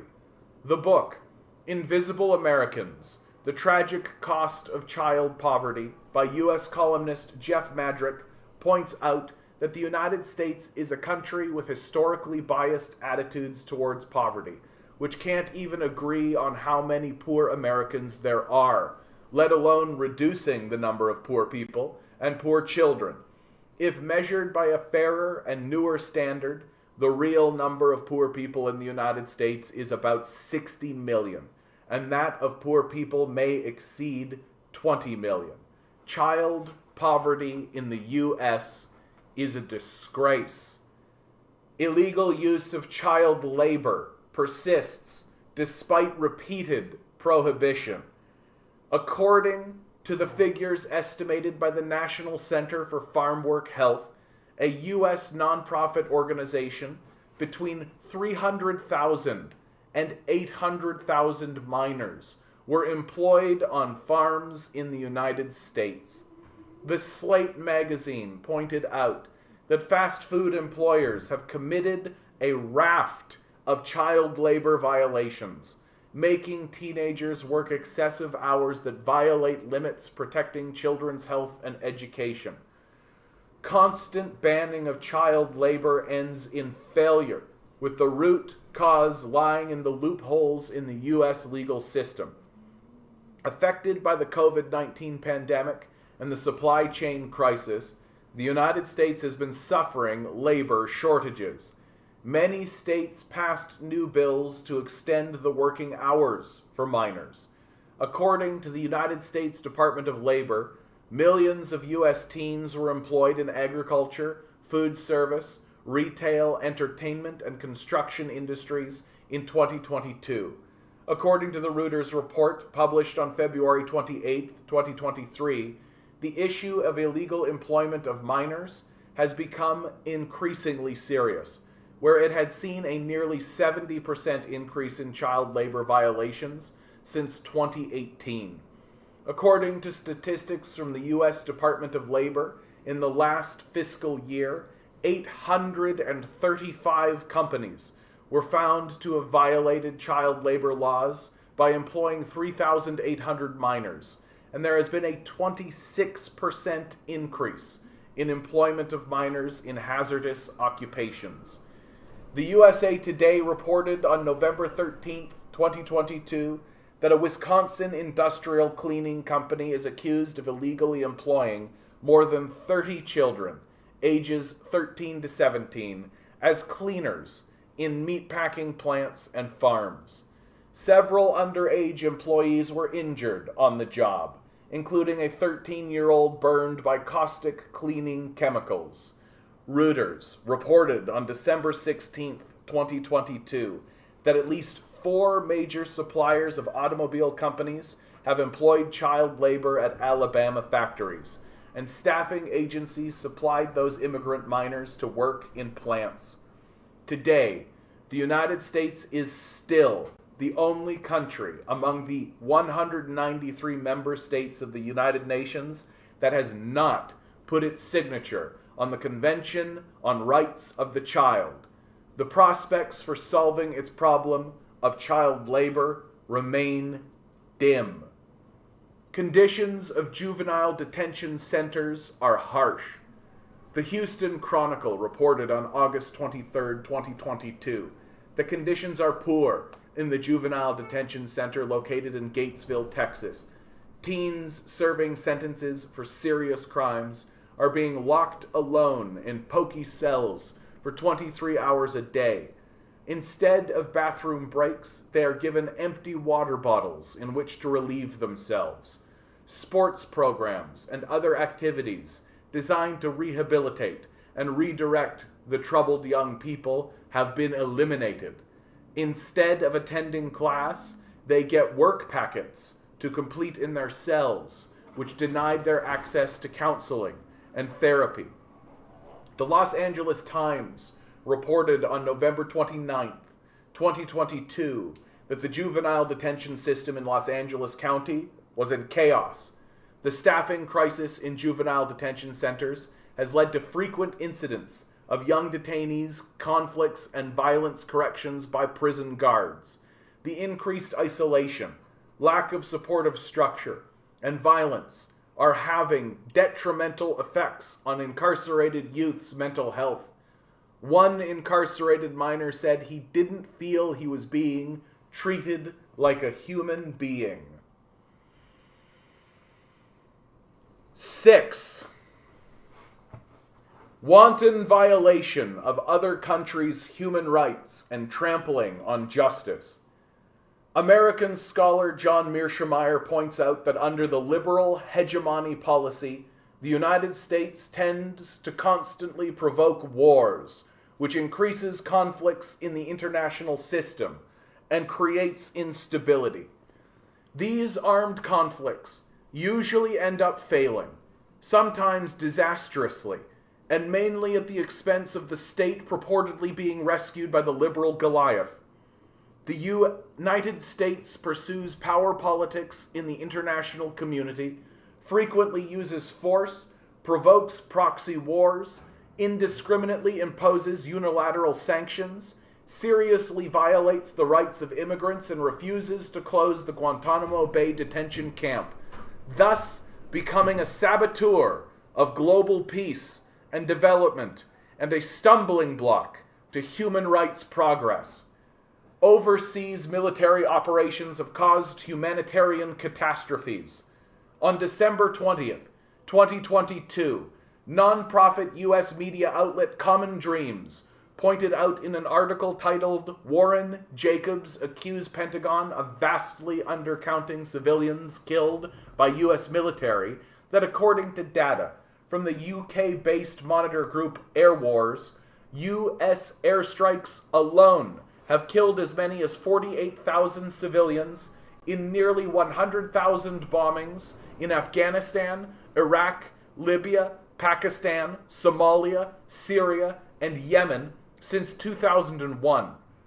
According to data released by the Costs of War Project at Brown University, since the 21st century, the U.S. government undertook what it labeled counterterrorism activities in 85 countries, directly killing at least 929,000 people and displacing 38 million people.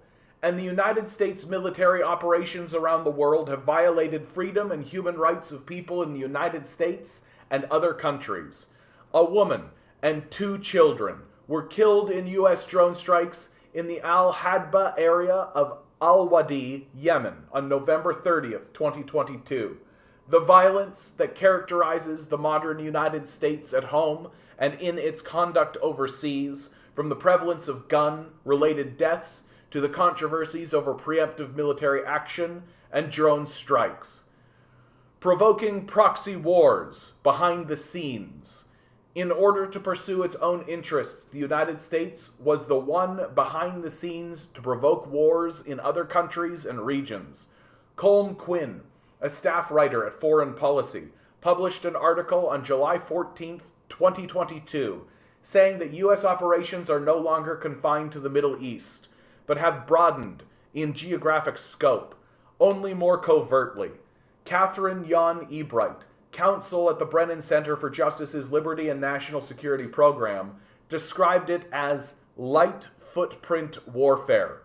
Under a program known as 127E, U.S. Special Operation Forces are authorized to train proxy forces to carry out U.S. missions abroad. Foreign militants have access to U.S. arming, training, and intelligence support and are dispatched on U.S.-led missions against U.S. enemies and towards U.S. objectives. From 2017 to 2020, the Pentagon launched 23 proxy wars under the name of 127E in the Middle East and the Asia-Pacific region. At least a dozen countries have participated in the operations targeting Syria, Yemen, Iraq, Tunisia, Cameroon, Libya, and others. Long-term arbitrary imposition of unilateral sanctions. In recent years, the unilateral sanctions imposed by the United States on other countries have increased exponentially, which has greatly weakened the capacity and level of human rights protection of the sanctioned countries. Bangladeshi newspaper, The Daily Star, reported on December 28, 2022, that the United States, the most prolific enforcer of unilateral sanctions in the world, currently has sanctions in place against more than 20 countries, including Cuba since 1962, Iran since 1979, Syria since 2011, and Afghanistan in recent years.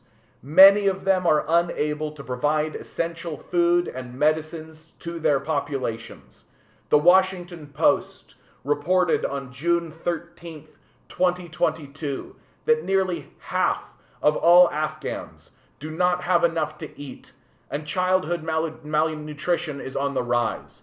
On December 20th, 2022, several independent experts of the UN Human Rights Council issued a joint statement that the U.S. sanctions against Iran contribute to environmental harm in Iran, prevent all people in Iran from fully enjoying their rights to health and life, and violate Iranian people's rights to clean environment.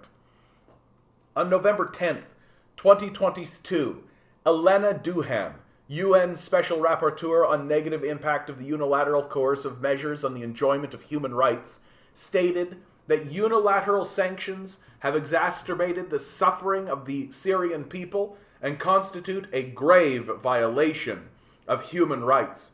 The U.S. wanton imposition of sanctions has triggered human rights crises in other countries, which has been strongly condemned by the international community.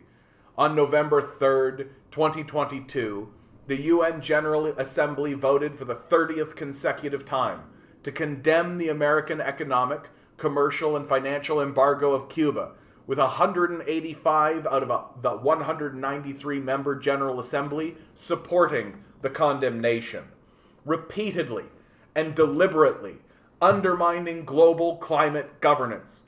The United States is the world's largest emitter, with the most greenhouse gas emissions in cumulative terms, with its per capita carbon emissions staying high.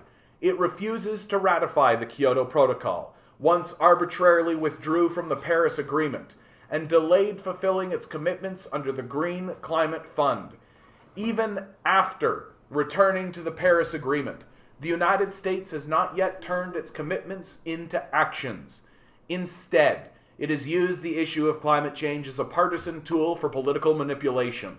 According to estimates released by the U.S. economic research company Rotem Group on January 10th, 2023, the U.S. greenhouse gas emissions increased by 1.3% year on year in 2022. The country lacks sincerity and effectiveness in fulfilling the obligations under the Paris Agreement. The Costs of War project released by Brown University finds that the U.S. Defense Department is one of the world's top greenhouse gas emitters. Post 9/11, U.S. military actions around the globe have contributed significantly to climate change. Exclusive immigration policies create tragedies. The United States arrests migrants on a large scale in its southern border area, creating a series of humanitarian crises. Nearly 2.4 million migrants were arrested on the U.S. border in 2022, an increase of 37% over 2021, and the highest number ever recorded. Migrants' right to life is seriously threatened. Fox News reported on October 22nd, 2022, that 856 migrants died at the U.S. southern border in 2022, the highest number on record.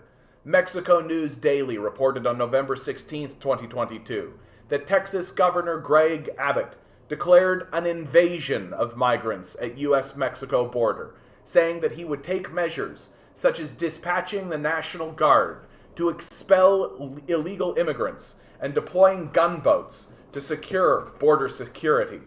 CNN reported on December 16th, 2022, that U.S. immigration policies put migrants and asylum seekers at risk, with thousands abducted, sexually assaulted, or violently attacked.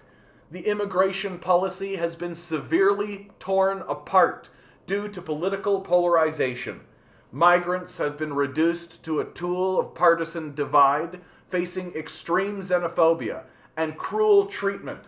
The farce of dumping migrants has been staged on a large scale.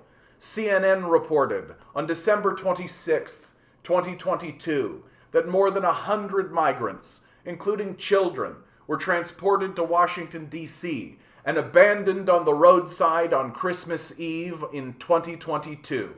The temperature was below freezing, and some migrants wore only t-shirts in the frigid weather.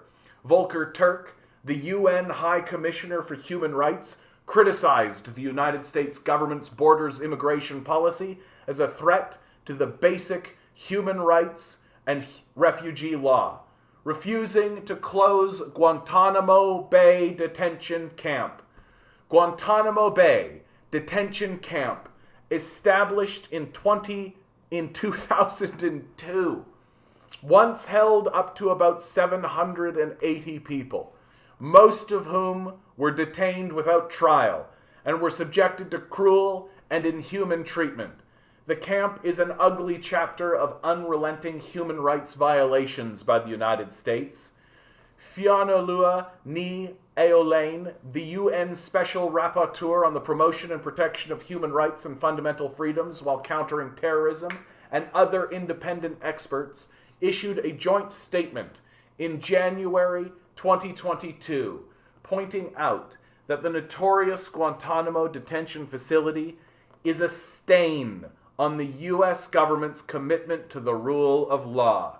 They demanded that the U.S. government close it and provide remedy and reparation for those egregiously tortured and arbitrarily detained, and hold those that authorized and engaged in torture accountable as required by international law.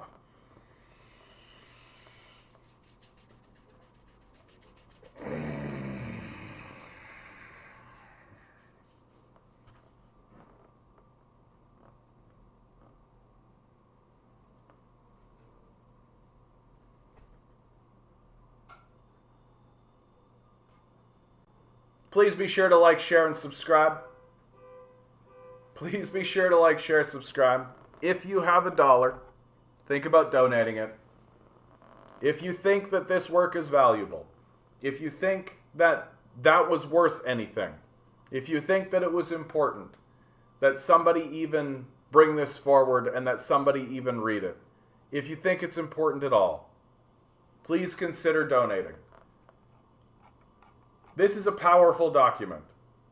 A powerful document, to be sure. I feel like I just took pretty significant psychic damage reading this. I feel like I just took pretty significant psychic damage. We got a straight up Nazi in the TikTok chat. That's always great. It's Nazis are always good. Yeah.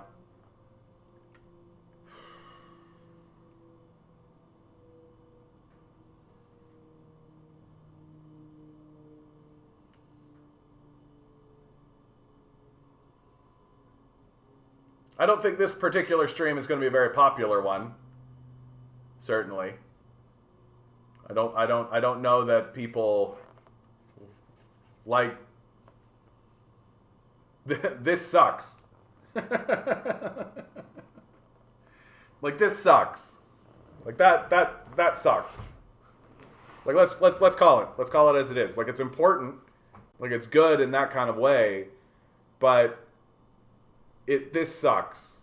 Like it sucks to read that kind of thing, and it causes me physical pain. Like I feel my head burning because of it.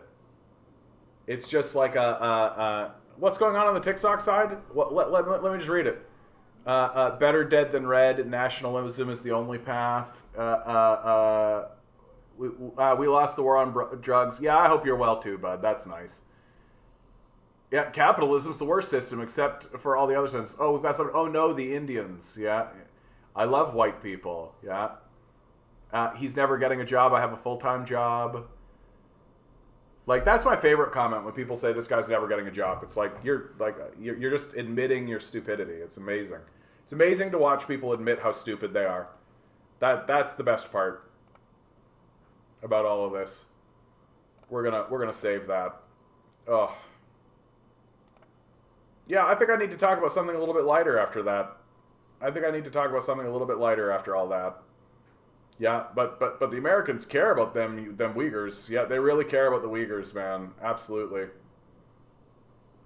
Absolutely. If you want the link to this, I'll just put it. Oh, sorry. I'll just put it in the chat here. Holy cow! Oh, there's 18 people in the YouTube chat. Thank God. I was worried I chased you guys all the way.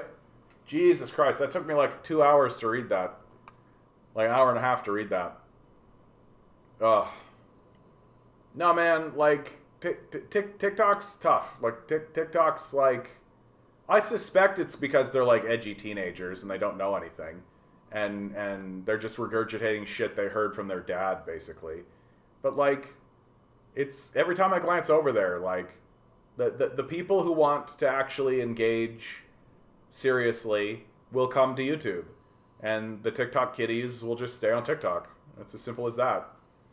Right? And if you're like a little Nazi and you're too dumb to you know, see what's going on around you because you're being coddled by your parents, then you're going to say the dumbest shit you've ever heard in your life. Right? And it won't be until later on, after you're like trying to get a job and you can't get a fucking job and you've been completely abandoned and you got to stay in your parents' place, that you're going to be like, oh, maybe something's gone wrong. Maybe those socialists had something to say. Right? Maybe those socialists had something interesting to say. That's my favorite part. Amazebrain says, it's a shame too because I found you on TikTok first. That's okay, dude. Like, I'm not saying that everybody on TikTok is trash, obviously. But just like, there's way more trash on TikTok. Like, way more. But I think it's probably just because, like, it's that scrolling culture, right? It's everybody just doing this, right? So somebody just pops in, they see what my tags are, they see what I'm saying, and they just say the little Nazi thing that they're going to say, and they leave, right? Whereas people who want to stick around and actually listen and maybe learn something and actually, like, participate in a more meaningful way, they'll come over to YouTube, right? It's not hard. It's in the description, right?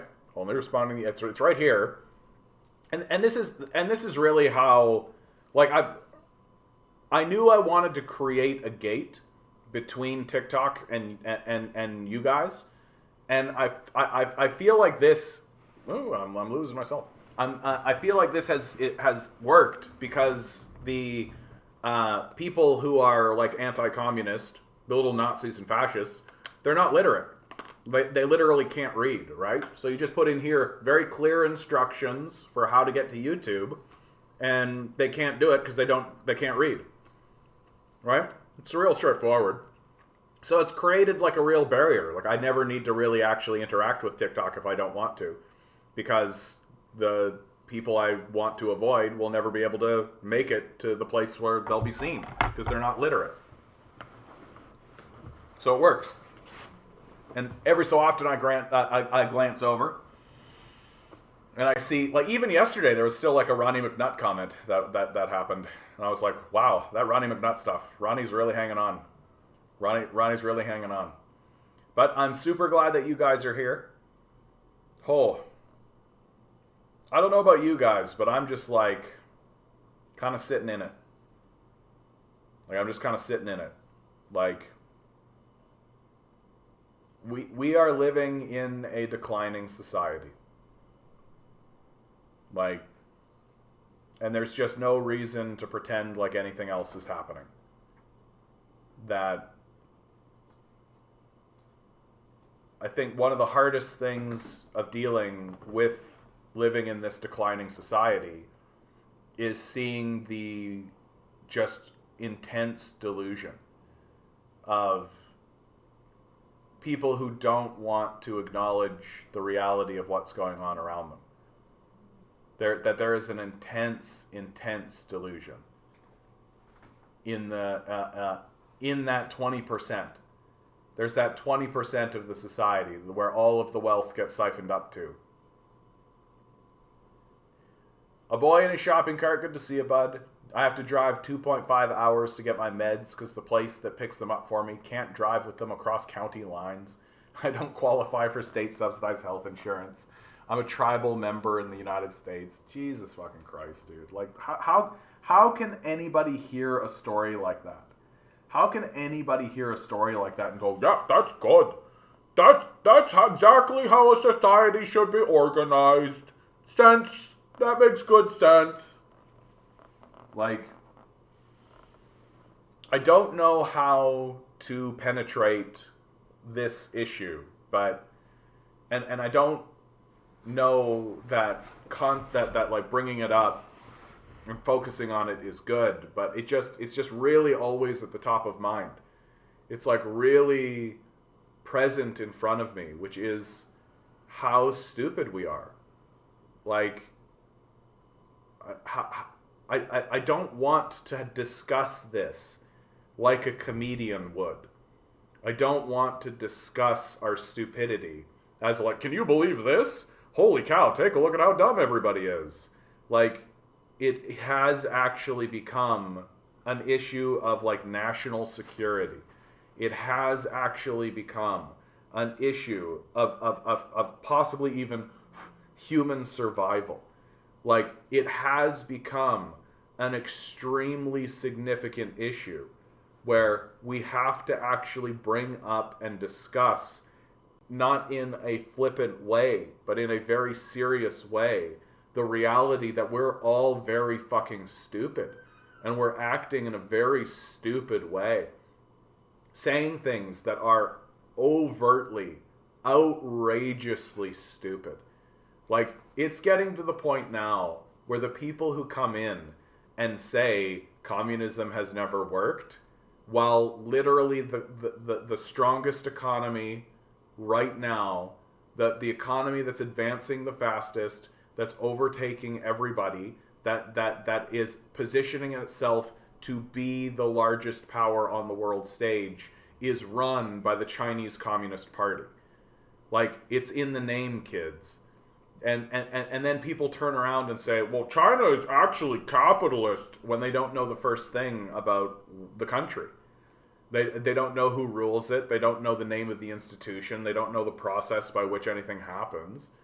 And it's just getting embarrassing that I do believe that we as a people have been stupefied as a result of being members of this death cult. That we, in order to continue the power of the capitalist death cult, we have to continue worshiping money. We have to continue worshiping the self. And in order to maintain that, we have to be stupid. Like, we have to be stupid.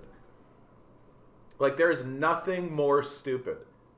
There is nothing more stupid than to take the brief, fractional gift of time, the gift of existence that you have been given.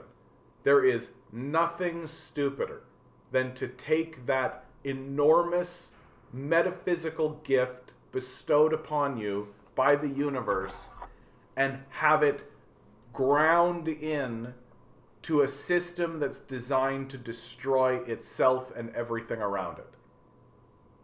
That is fundamentally stupid.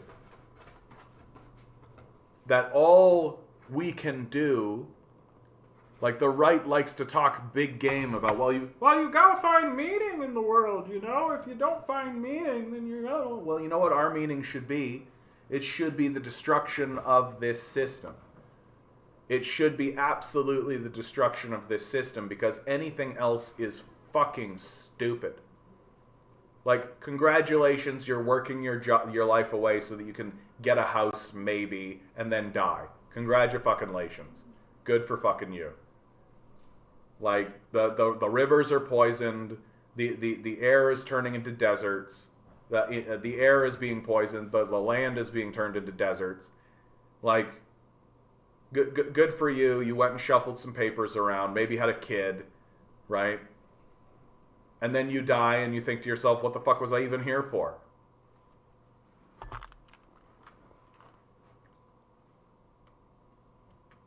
I mean, conservatives regularly praise child labor as a good thing, as building character.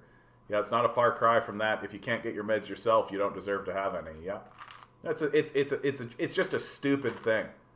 Like, no wonder so many kids are living in, like, despair, right? No wonder so many kids are, like, graduating from school and just being like, oh, like, we very clearly could make a society that is better than this. Like, it's really clear that we could do that. Like, we could make one that has a lot more freedom. We could make one that is a lot more open, right? There's so many things that we could do to make this place a lot better. And none of them involve having billionaires or owners. Like, none of them. And so, because the owners want to persist, they have to make sure that everybody is so fucking stupid that they think that even the discussion of getting rid of billionaires is bad. And like, that's why you can't actually have a serious conversation about how to solve problems.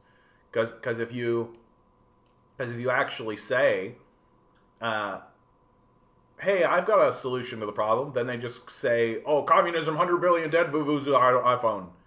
And the trigger happens and they just become stupid. And there's no reasoning with them because they're too stupid to reason with. Like, it's just, and how do we have this discussion? And most importantly, how do we have this discussion with people who are acting this stupidly? Like, how do we genuinely actually say to people who are acting as stupid as they are, you are acting very stupidly? Like, the Ben Shapiros of the world think that they are smart when they are the stupidest people in the society by far. Like, by far, it's not close. Like, it isn't close. Like, the people in the movie Idiocracy are smarter than the Ben Shapiros of the world by a lot. Like, by a lot. Like, I say this all the time, right? Who is it? President Camacho Mountain Dew? This guy, right? Like, we like to compare our leadership to these guys as, like, a joke. But, like, that president understood that there was a problem. He understood that it needed to be solved. He understood that he had to respond to his electorate. And then, on top of it, he actually found the man for the job and the problem got solved. So, in many ways, the president in the movie Idiocracy, which was supposed to be a representative of a future full of totally stupid people, ends up actually being much smarter than we are. Right? We don't acknowledge that there are problems. We don't seek to find solutions for them. We're not trying to find the right man for the job. We're not trying to do any of that. We simply don't acknowledge that the problem exists and then move on with thoughts and prayers. Thoughts and prayers, right? So we are stupider than the people in the movie Idiocracy. Like, we should look at the movie Idiocracy as a way for us to move forward. How should we move forward? How should we create a better society for ourselves? Well, step one, acknowledge there's a problem. Step two, try to find solutions. And when you try to find solutions to problems you've acknowledged are problems, they manifest. Right? They manifest. You can do it. But you've got to be smarter than President Camacho Mountain Dew.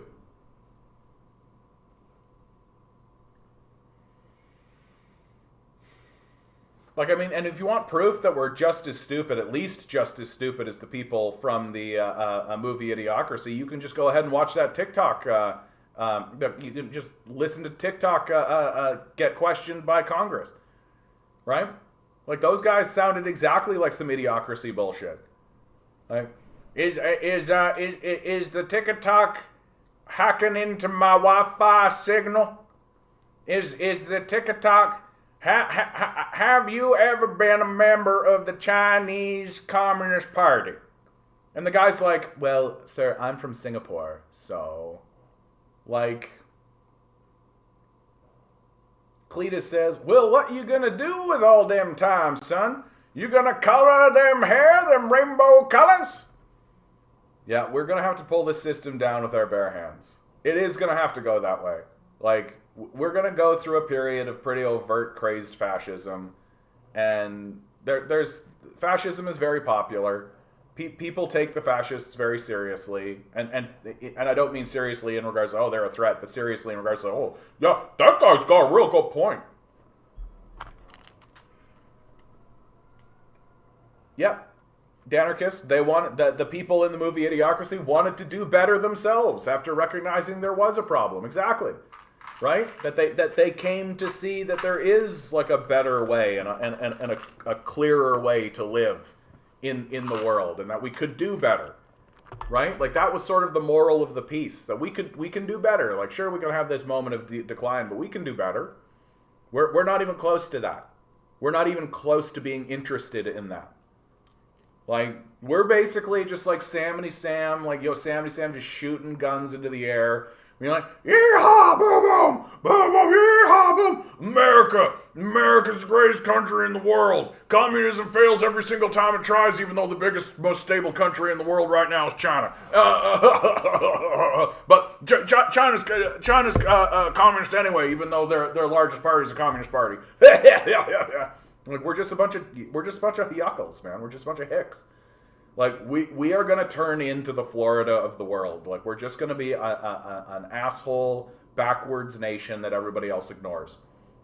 That the only reason that they will interact with us at all is just to be like, okay, you've got guns. Like this is how the rest of the world is going to look at us. They're going to put their hands up, and they're going to say, hello, America. Please do not shoot. Like...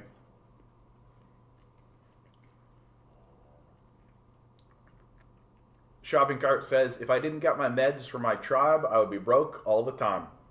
Yeah, that would make me depressed. Yeah. It would counter any progress the meds are supposed to help with to begin with. Yeah. Like, and why do you think everybody's depressed all the time?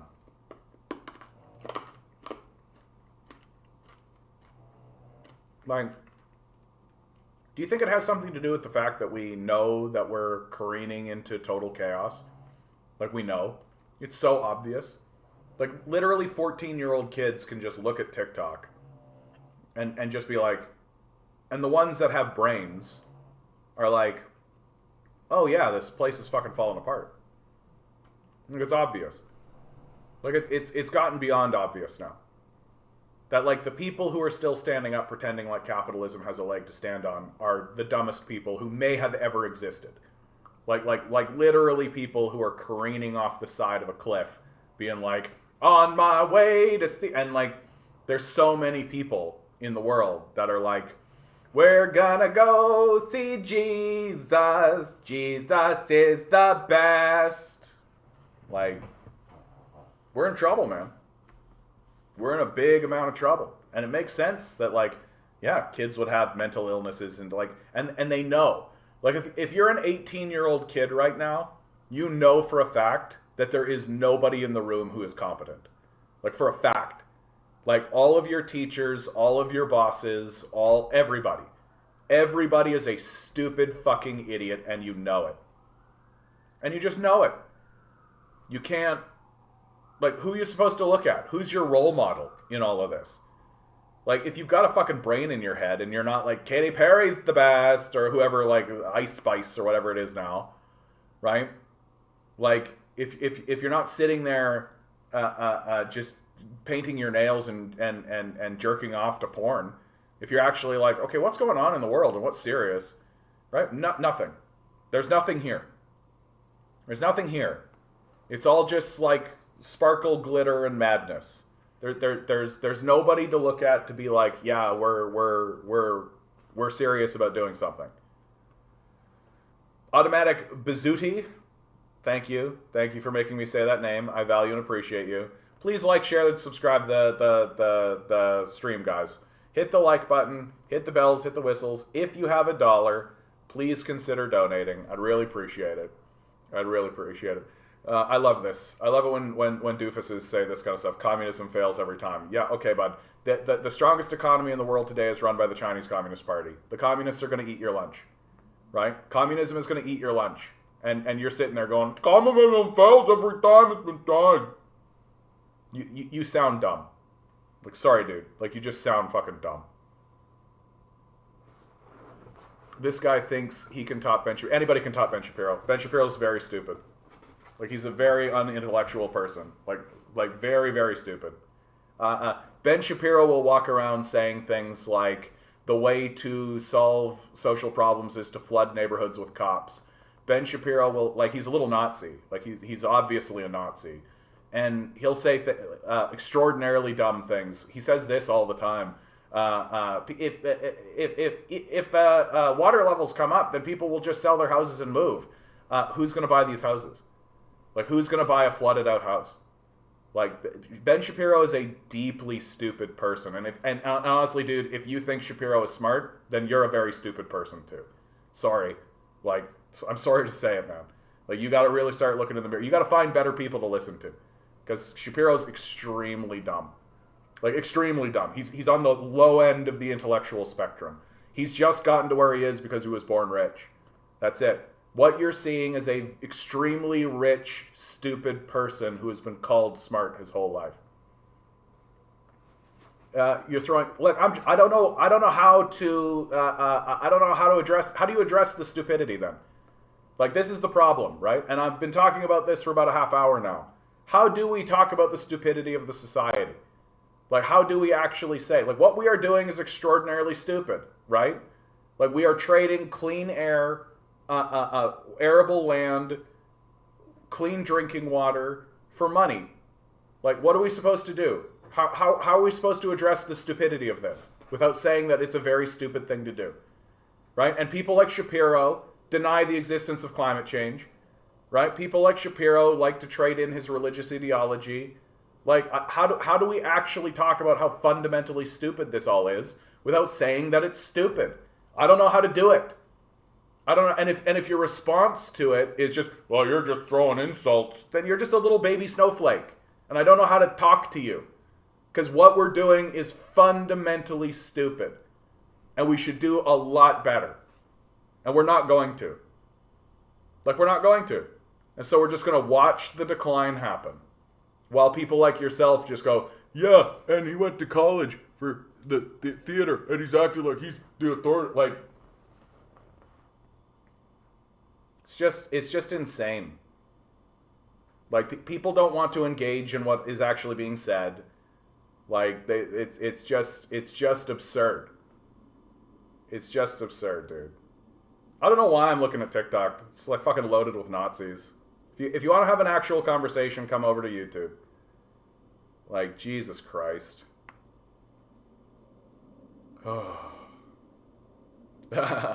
Generation Y me. I would top Ben Shapiro and I'm a bottom. Hey, Bread Bunny, how you doing? It's a lovely day, this fine societal collapse, yeah. Aquaman is about to own the full eastern seaboard for nothing. Yeah, exactly. Transylvanian says, alienation is not just an academic theoretical Marxist concept. You can see it every day and it's very real. It has real world impact and does real harm to lots of people. Yeah. Like, I'm really like, this is what I'm really struggling with. Like, my TikTok chat is just loaded with stupid people, right? So how do we talk about that? Like, how do we talk about the stupidity? Yeah, you can't. As I pointed out in the last stream, we just have a very different definition of stupidity. Well, then how do we talk about that? What's the best way to talk about that? Like, is it... How do we get to a point where we actually can find a unified definition of something and agree that there is such a thing as doing something that's just very, very... Like, if I took a gun and shot my foot, you would say that I was stupid, right? Like, that's a stupid thing to do. If I just pulled out my gun and shot my hand, right? Or, like, took a loaded gun, didn't put the safety on, just put it right down my pants. Like... How do we actually talk about this? Transylvanian. By the way, Shapiro was also a theater kid in college, except he failed at that because he was always very unfunny, and untalented, and uncharismatic, so he resorted to the easiest grift in the world. Yeah. I mean, that's kind of the bottom line on it. And honestly, like, if Shapiro's family wasn't extraordinarily wealthy, like, there's no way... And then once he gets into the game, it's just the classic merger and acquisition of capital, right? That if it wasn't Shapiro, it would be some other grifter that was taking over all of these institutions, right? Like, Shapiro didn't get to where he was because he was smart. Like, he got there because he was rich. Like, pretty straightforwardly. I like the Cody Johnson. His takedowns of Ben Shapiro are very well done. A bit tame, if you ask me. Like, a bit tame, but well done. And, like, how do we talk about it? How do we bring up the fact that, like, poisoning your children is bad? And, like, obviously the people over here are not interested in talking about it. Like, they're not actually interested in acknowledging reality, right? Like, how do you get someone who refuses to acknowledge reality to acknowledge reality? Like, I know for myself, I went through a period of fundamentalism myself, where I believed Jesus Christ was coming back at any moment, that it was going to happen, and that Jesus Christ was looking down on me and judging me for doing all kinds of things. And that's obviously stupid. Like, it's obviously dumb. It's a dumb way to live your life. And I look back on it and I think to myself, oh man, that obviously held me back. Like, obviously held me back. Like a decade. Like easily a decade. Like, I definitely lost friends. I definitely lost connections. I definitely lost a lot of position in the society because of this fundamentalist worldview. Like, and it's really obvious to me that that's the case. And I take a look at people who deny the existence of climate change, or... No, we're back. Little glitch in the system. Little glitch in the system. And how do we address it? And how do we talk about it? Like, because talking about the issue itself doesn't seem to matter. Because if you talk about it, then the response is it doesn't exist. And if you provide evidence of its existing, well, that's just a conspiracy, right? That's just the government's got you in its conspiracy trap, right? And so there just comes a point where you just have to say it's stupid. And if that offends you, I don't care. Like, for real, I don't care. Go away. Like, for real. Prove this is not satire? Capitalism is a death cult. We should definitely get rid of it. We should have a revolution. Communism's the way. Like, I don't know what to do. I don't know what to say to you. Like, oops.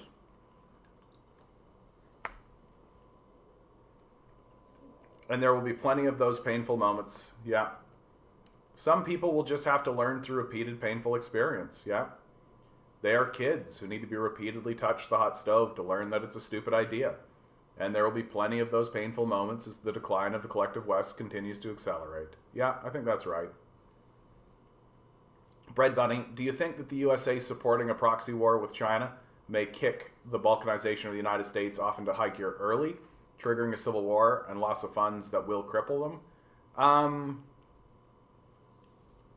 I mean, I think that that's generally the trajectory of the piece. I just don't, like, who's to say what the kick will be, right? Like, nobody really can pinpoint when the decline of the Roman Empire actually happened, right? That it was a thing that happened over time. And, like, no one is going to, oh yeah, this is a good one. Like, no one's going to be able to, and the same thing will happen with America. Like, people will probably look at the first state to declare its independence. That'll be a big, like, checkpoint for everybody.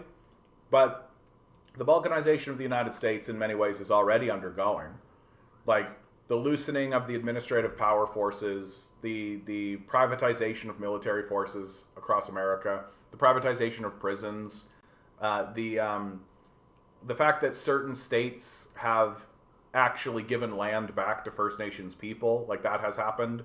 That there are already lots of signs that the United States is fracturing and in many ways has already fractured. I would say that the war that the right is waging against trans people across the red states is also a sign of this, and that this constant push towards a fractured and fracturing society is definitely sending us down the path. But I think it will only be once one state declares its independence and breaks off. That's when I think the mass of the people will finally go, oh, right? But up until then, as far as the mass of the population is concerned, it's all just talk. It's all just sort of like this nebulous sort of thing. But once one state breaks off, then it will be like, oh, okay. Like, then it's serious. And it'll all be because of these wars that the United States keeps funding, because it's funneling money into this dead initiative of international warfare constantly, while ignoring, basic society building things, right? While ignoring the, just infrastructure. Like, basic shit, guys. Like, really basic shit. Like, railways. Like, why do you think all of these derailments keep happening? These derailments keep happening because all the railways were built during the Civil War. Like, America isn't even taking care of its basic infrastructure. And, like, these things will begin to fracture and begin to fracture. And they're choosing to send all of this wealth and money into these wars instead of taking care of their basic infrastructure. And so I actually think that what's likely to happen, especially in regards with this upcoming war with China, is that when America loses, because it will, the people of America will probably turn against the federal government just because it's a losing team, right? Like, I don't think the people of America are actually going to turn on the federal government because they're like, what you're doing is abhorrent and morally wrong. Like, we don't really think that way. We want to be on a winning team. We want to be the winners. That's why I think so many people double down on capitalism, because they want to be winners and they don't want to believe that they're part of a losing team, even though they obviously are. But once we lose the war with China, and the rest of the world, incidentally, but once that war is lost, the people of America will turn against their own populace or their own administrative bodies completely just because they're losers. Like, just because they can't win a game, right? And what's to say what'll trigger the internal civil war? I mean, if you're trans, you're in a civil war already. Like, if you're a trans person, you're already in a civil war. For real. Like, trans people need to make sure that they're armed and well prepared. Like, and the people who are around them who care about trans people need to make sure that they're armed and prepared. Like, you're already in a civil war, right? Like, people of color, people who live in like predominantly black neighborhoods, like, they've been in a civil war. Like, they've been in that in this state the entire time. Like, the idea that they're not, it's just happening to white people now, right? That the system no longer cares to protect even the white people. So it's happening to more and more white people, and the white people are suddenly being like we got to make sure that this gets right. Meanwhile, the people of color are like literally, I saw like 5 TikToks yesterday of just black people rolling their eyes at us. Because all of our rhetoric and the way that we talk, they're like, yeah, welcome to the game. Like, we've been doing this for the whole time. Like, the whole fucking time we've been doing this. Like, where have you been? So, the decline of the West, like, it's going to happen in the way that you describe it, but we don't know what the spark is going to be. The drop in the value of the dollar is going to be a big one. That's going to be a really big one. And the drop in the value of the dollar is going to happen soon. Because it has to. Like, the entire rest of the world is joining this BRICS organization, and they're getting away from the United States, and they're building significant institutional financial systems to separate themselves on purpose from the SWIFT banking system, to get to literally never have to interact with the West's financial system ever. And the West produces nothing of value. Like, we don't make anything. Like, China, India, like, these are the places that are making everything now. Like, Vietnam, like, these places have manufacturing bases and they make things. And the West is completely disinterested in it. So once that transition happens, and it's happening very quickly, like, Saudi Arabia is trading oil in the yuan. The Russian ruble is going along, pretty well. It isn't to say that it's perfect, but like, all of these organizations are getting together and they're going to basically look at the West and be like, okay, cool. Like, we're not going to buy your dollars because your dollars don't buy anything, because you don't make anything. And like, I'm not going to trade dollars with India. I'm not going to trade dollars with Saudi Arabia or Brazil or Russia. They're trading with me in the renminbi or the yuan. Like, we don't care about your dollars. So what do you got? And the answer is going to literally be bombs. And we're going to try that. It's going to fail, and then we'll essentially be isolated. And the world will watch us will watch us fail and fall apart, while people on TikTok are crying because they're being called stupid for doing it. Like, that's all. Yeah, I think there's something to this too, generation. There are certain people who just don't care. Like, they may be totally aware it's stupid and they just don't care. Yeah, they want what they want. Yep. I think that there's something to that. Like, people often post-rationalize. I think people post-rationalize most of the time. That they try to find reason in what happened, not what they're about to do, but what they have done. That we mostly act out of emotion, and our emotions tend to run the show most of the time, and we don't really have a handle as a people on how to think about our emotional selves. And so what we do is we act through emotion, and then after it's done, we try to find reason when it's not really reason. Like, you're trying to find reason in something that was unreasonable in the first place, or was non-reasonable in the first place, which was human emotion. And if we don't, I feel like one of the big ways to counteract the stupidity of our culture is to actually begin talking about these emotions and talking about our emotional selves, because it's not that we are like, maybe this is a better way of saying it. Like maybe it isn't that we are like worshiping stupidity, but we're definitely like not acknowledging our emotional selves and how fragile humans actually are. Like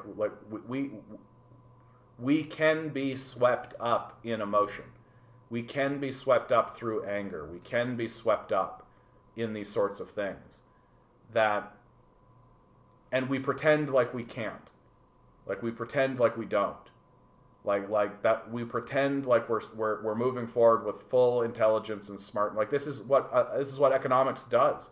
Economics pretends like humans are calculators, and that everything they're doing is calculated and calculating, when in reality humans are mainly emotional and only rationalize after the fact. So I don't know. It's tough. It's tough. Yeah, if you think this is satire, you're not paying enough attention. Yeah, I think that's the truth, Santora. Like, it's like the channel. I do this channel because it seems like people need places to go to kind of bear witness to the decline and have more serious conversations about it. You know? And I know that that's why I do it, because like I need to have more serious conversations about this myself. It just seems like there's not that many people who are interested in having a serious conversation. Like that seems to be the truth. That seems to be what I've been encountering. That every time I look over on TikTok,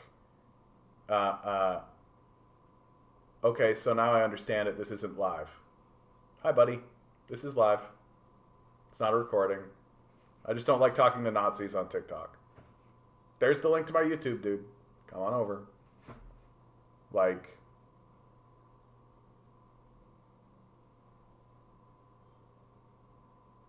it's wild watching a society eat itself like this. It's wild to watch the society eat itself like this. And to see people fall into the despair of it all.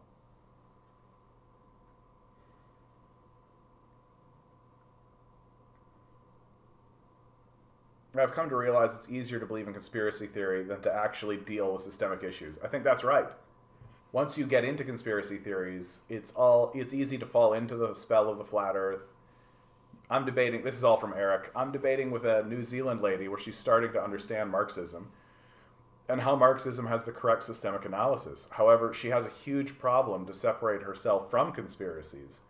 She has a huge problem about the COVID vaccine, yeah, where she believes the pandemic was planned. Oh, sure. Oh, she also believes there was no space as a world. She also believes there is no space, and it is a worldview conspiracy where communist countries are also part of the conspiracy. Yeah, I was talking about conspiracies last night. Like, people want to believe in conspiracy theories because it's easier to believe that there is like a cabal of people planning things from behind the scenes than to accept what is actually true, which is that nobody is in control, right? That like world leaders have as much control as they might have, and like everything is more or less being done out in the open.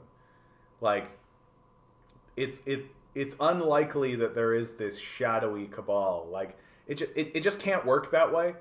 Like that's the thing that really got me away from this conspiracy brain thing. Like you literally can't do it. It's not possible to have this like shadowy cabal backroom, like Spectre style Illuminati kind of organization that's planning things in like closed areas and then dictating things to the rest of the world. It's just think about it in terms of organizational, like it would be a massive organizational effort. The organization that was doing it would be well known. people would know about it. They'd be like, yeah, these guys exist. Like, you would not be able to keep such a thing secret, I think is what it comes down to. But it's easier for people to want, like, people want to believe it, because then it means that someone is there's a plan. Someone is planning this, and that this is happening by plan. That it's not just chaos. It's not just like the fact that we have all of these disorganized, disconnected organizations that don't really talk to each other, just doing things, which is actually what's happening. That, like, Facebook and Elon Musk with Twitter and Tesla and Bill Gates over there and these guys, like, there certainly is a certain degree of collusion that happens, but it's looser than you think it's going to be. And people are just doing things, and they're just kind of doing what they want, more or less. And that's harder to accept. Like, that's harder to accept. But it's useful for the ruling class. Like, it is. Like, to think that power lays somewhere else, to think that power is that the Congress and the Senate and the presidency don't actually have power, and that it is like a cabal of billion, like, it's useful, right? Because, like, then you're gonna start shaking your hands at the WEF. And then, like, if I'm a politician, I'll see everybody shaking their hands at the WEF, and I'll go, yeah, the WEF is the problem. Even though they're just like a little Nazi brain trust. The U.S. isn't a real country, says Gritting. It's a federation of small countries. Yet nationalism makes zero sense in the United States. Yeah, although many people are tricked into loving America. Yeah, I mean, nationalism is like America's pastime. Yeah, we got 14 words. Hashtag terrified of public prosecution of escalated identity war. Yeah. Yeah. I mean, what's going on in the United States? Like literally. Here's a tweet from Major Tyler Green following a school shooting where one of the school shooters identified as trans. How much hormones like testosterone and medications for mental illness was the transgender Nashville school shooter taking? Everyone can stop blaming guns now. Right? So, like, one trans person is a school shooter, and we get to ignore all of these straight white men that were school shooters. Right? Oh, this is a trans problem now because there was one of them that was trans one time. This is what Nazis always do. This is classic Nazism. That they take, like, a small minority group of people who are part of a larger group, and they exclude them, and then they treat them like they are exclusively the problem. Like, why do you think we keep going after the Jews? Like, it's because they're such a small group that can't fight back. Like, that Nazis are also cowards, right? They're not interested in fighting people who can fight back. They want to murder people who are helpless. And, like, to me, what I see with this trans thing is that that's essentially what it's coming down to. That it has nothing to do with anything else. It's literally, oh, we found a group that is so small and marginalized that and disorganized enough that it can't actually fight back. And so we're going to murder them because we're psychopaths, we're Nazis. Like theocratic fascist Matt Walsh is obviously a Nazi. And we're going to do everything we can to murder them because we want to murder somebody. We can't really murder black people because they're too well organized and too well armed. And although the police have that kind of on lock anyway, but we really want to get back to lynching, right? Like, we really want to get back to, like, publicly murdering people. So we're gonna go after the smallest possible group. Like, this is how these people think. This is what they are. Like, Nazis exist. This is what they say. And to pretend like they're doing something else would be weird because they're very open about it. Like, they're very open about it. And so when Major Tyler Green does something like this, she's just revealing that she's a little Nazi, right? And, like, here's Donald Trump Jr. Given the incredible rise of trans non-binary mass shootings over the last few years, by far the largest group committing as a percentage of the population a complete lie. Maybe rather than talking about guns, we should be talking about lunatics pushing their gender-affirming bullshit on our kids, right? Like this indicates a hard far-right Nazi turn by the Republican Party. Like, and I don't use the word Nazi lightly. Like, this is Nazism, what we're seeing, pretty clearly. From J.D. Vance, we're still learning about the horrific shooting in Nashville, but if early reports are accurate that a trans shooter targeted a Christian school, there needs to be a lot of soul searching on the extreme left. Giving in to these ideas isn't compassion; it's dangerous.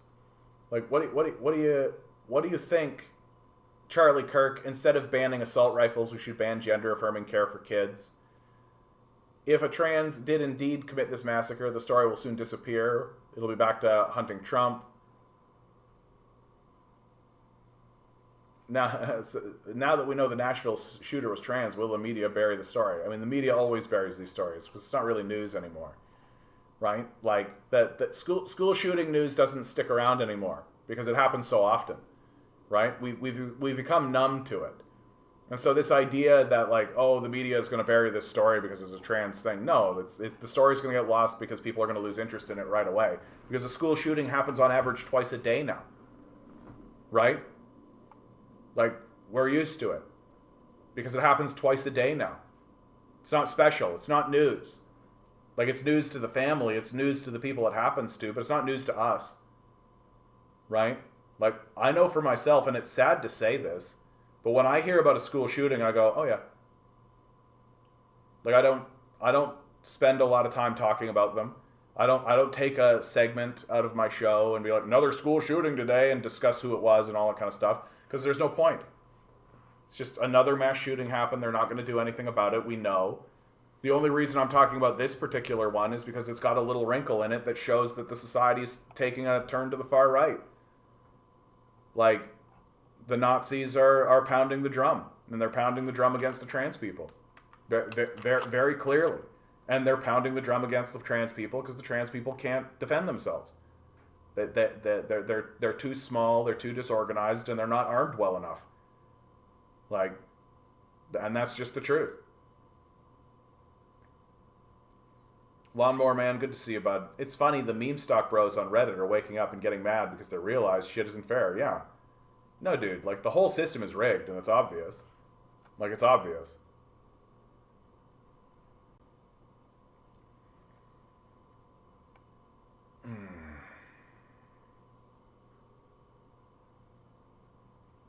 Centaura. I forgot about the study that claimed that half of all Americans lack empathy.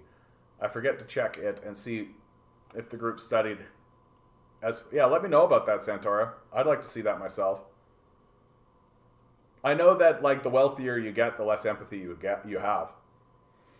That every time that's been studied, it's like, yeah, the more money you get, the less compassion you have.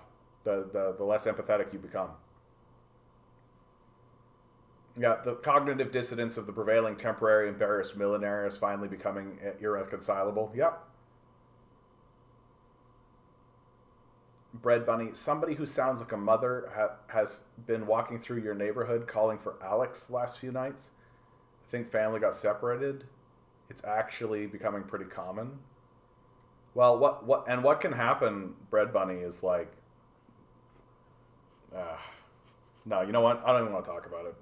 I don't want to talk about it. Today's stream has been actually very difficult for me. Reading that article was good. Like, reading this thing from the States Council Information Office of the People's Republic of China was good. It's a powerful document, but it hurt. It caused me, it cost me. I can feel it.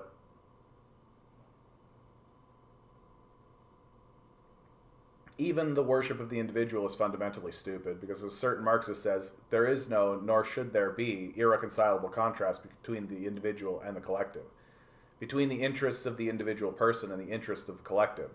There should be no such contrast because collectivism, socialism, does not deny, but combines individual interests with the interests of the collective. Socialism cannot abstract itself from individual interests. Socialist society alone can most fully satisfy these personal interests. More than that, Socialist society alone can firmly safeguard the interests of the individual. In this sense, there is no irreconcilable contrast between individualism and socialism. Ugh. Who the fuck needs conspiracy theories? Yeah, the shit we're going through right now is far more interesting and terrifying. I think that people need to believe that there is like some kind of intellectual mind at play. That what is actually happening is just like basic human forces and human emotion at play. And that's much more difficult for people to reconcile with, especially in a society that doesn't discuss their emotions.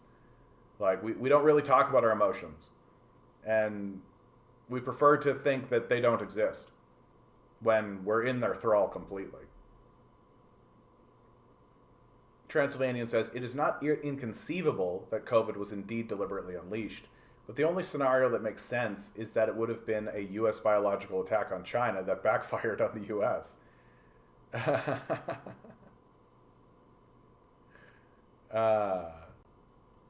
It may have been leaked from the Wuhan lab by accident. The U.S. was involved in funding certain studies in the Wuhan lab. I don't think we'll ever actually know.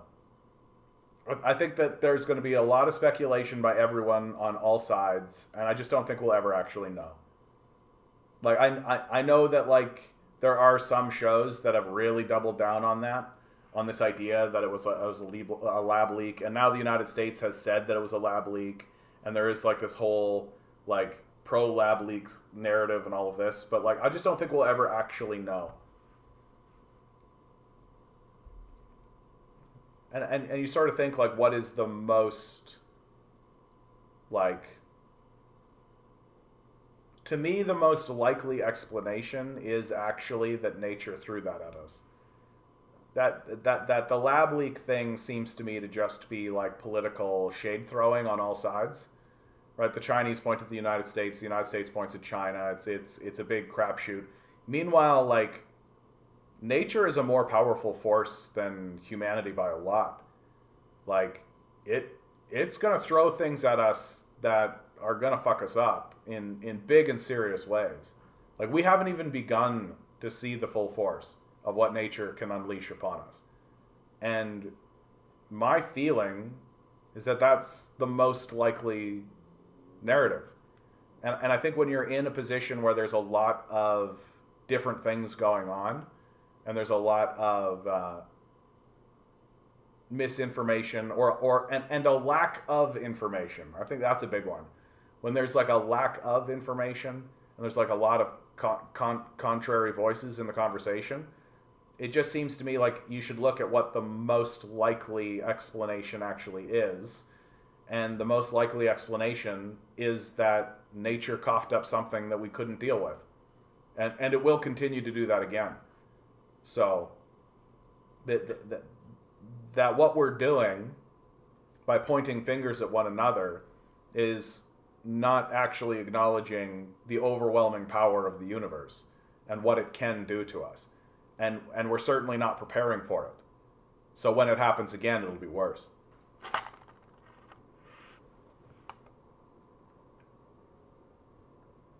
Yeah, people know who the shareholders are and they are accountable to. It runs itself. Now chaotically held together in a desperate crab bucket of greed, yeah.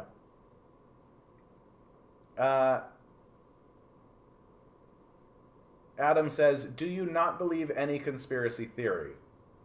I don't like full push my chips into anything. No, I don't think so. Outside of the one that we were discussing last night for fun. But I think most conspiracy theories are pretty easy to falsify along pretty reasonable, simple lines. Like, like the moon landing one. Like, come on. Like, there's shit up there. Like, come on. You can point a telescope at it, you can see the shit they left there. Like, it's over. Conversation's done. You know? They faked the moon landing, but they still put stuff there. Okay, bud. Like, so how'd that happen? What I like to do with conspiracy theories is I like to try to find the little piece of it that I think is different from the official narrative, but doesn't really delve full into like the whole thing is fake. So in the case of the moon landing, I actually do believe that the footage is fake. That I think that they went there because they shot the rocket up. Like they shot the rocket up. The Russians themselves were tracking the rocket. Like they left shit there. Like so clearly they went up there. Obviously, and they spent all the resources and they spent all the time. We've got all of the people who did all the calculations, and there's the communication, and there's the records, and there's all the evidence you would ever want to see. But and I have to look back, because I looked at this maybe 10 years ago. So I'd have to look back into this again to really affirm this. But I believe that somebody pointed out that the film that they said that they sent up there wouldn't have survived the journey given the conditions. That space is ruthless, right? Like you need to be fucking careful in space. And they said that they took this footage using this type of film, and somebody pointed out, no, if you did that film, it would fail. It wouldn't work. And that was said with this kind of idea of like, and that means the whole thing was fake. And I've just come to understand, it's like, no, I think that they just faked the footage. That they did it, certainly, but they also wanted to have footage to show to a television audience. And all they had to do is put the word reenactment underneath it, and everybody would be like, oh yeah, reenactment, that's fine. I do think that the footage is fake. So I'm willing to accept that level of sort of conspiracy, but not really farther than that. You know what I mean?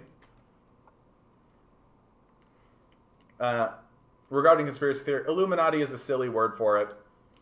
Like, yeah, do you believe in the power of the Bilderberg meetings, Council on Foreign Relations, Trilateral Commissions, Ford Foundation, Rothschild, Rockefeller, etc.? Yes, of course. But there's nothing conspiratorial about any of that. Like it's not a conspiracy. Like, those organizations have always existed and do exist. I feel like if you're describing those organizations as conspiracy like groups, you're missing the point completely. Those types of organizations have always existed and will always exist. They're not shadow organizations. They're not like a Spectre-style organization. It's literally powerful politicians and rich people getting into rooms and talking about what they think should happen. That has always been the way everything has always been organized. And do powerful people want to make sure that poor people don't understand that or don't know about these things? Sure. Like, that I'll believe. Like, of course they do. Like, why would the Bilderbergers want people to know about Bilderberg? Like, why would they want that? Why would the Rothschilds want anyone to know about them? But again, that's nothing new. So, like, I just feel like trying to discuss these organizations in a like, you'll never believe the conspiracy that's going, sort of discredits yourself. Like, these organizations exist. We shouldn't talk about them as if it's a big, I'm unveiling the big conspiracy for everybody around. You're gonna have your mind blown by the big conspiracy. Like, we should be discussing these organizations for what they are. And it's not a conspiracy. There's nothing conspiratorial about it at all, in fact. Rich people and politicians get together and have discussions. We should discuss that as it is and not worry at all about even talking about the conspiracy part of it. And if somebody were to say it's a conspiracy, I would just be like, it isn't, though. Like, it's not. It's literally not. Like, these organizations exist. There they are. We should discuss them.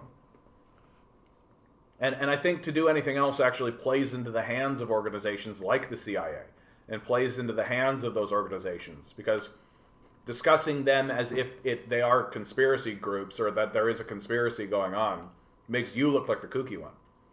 Like, yeah, the Trilateral Commission exists. There it is. Like, and if somebody says to that, then you can just walk away. Like, flat earthers exist. Like, you don't need to. If people are refusing to acknowledge evidence, then It's over. Like you don't need to bother.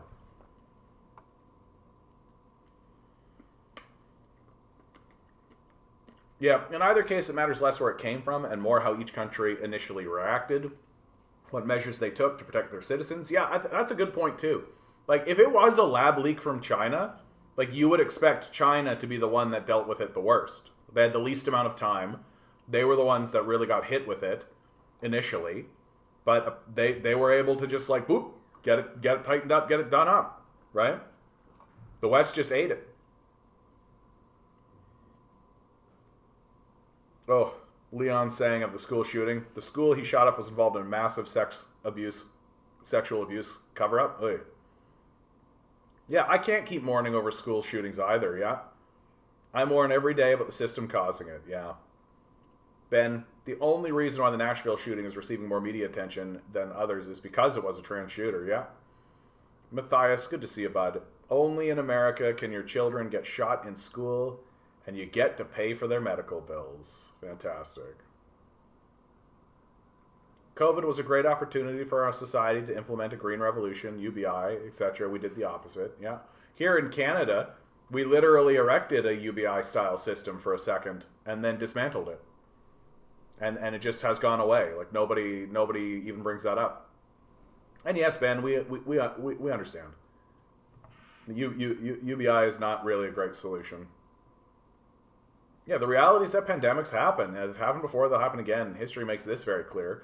So Occam's razor would suggest the safe bet, it's natural causes.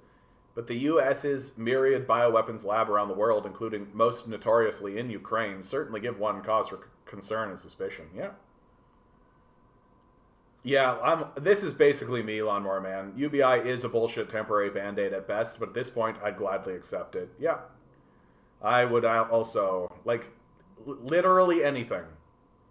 That's more or less my position at this point. Like, literally anything, please. Can we do literally anything? Like, I would be happy to see literally anything. I think the thing that is killing the society more than anything is the fact that we're basically not letting our kids go to school anymore. That school has become so expensive that the majority of people can't actually go to school anymore. It's going to hold back the society in a massive way. Like, that's going to create a huge, huge decline. That people are like, yeah, I'm not going to take on $50,000 to $100,000 worth of debt. I'm just not going to do it.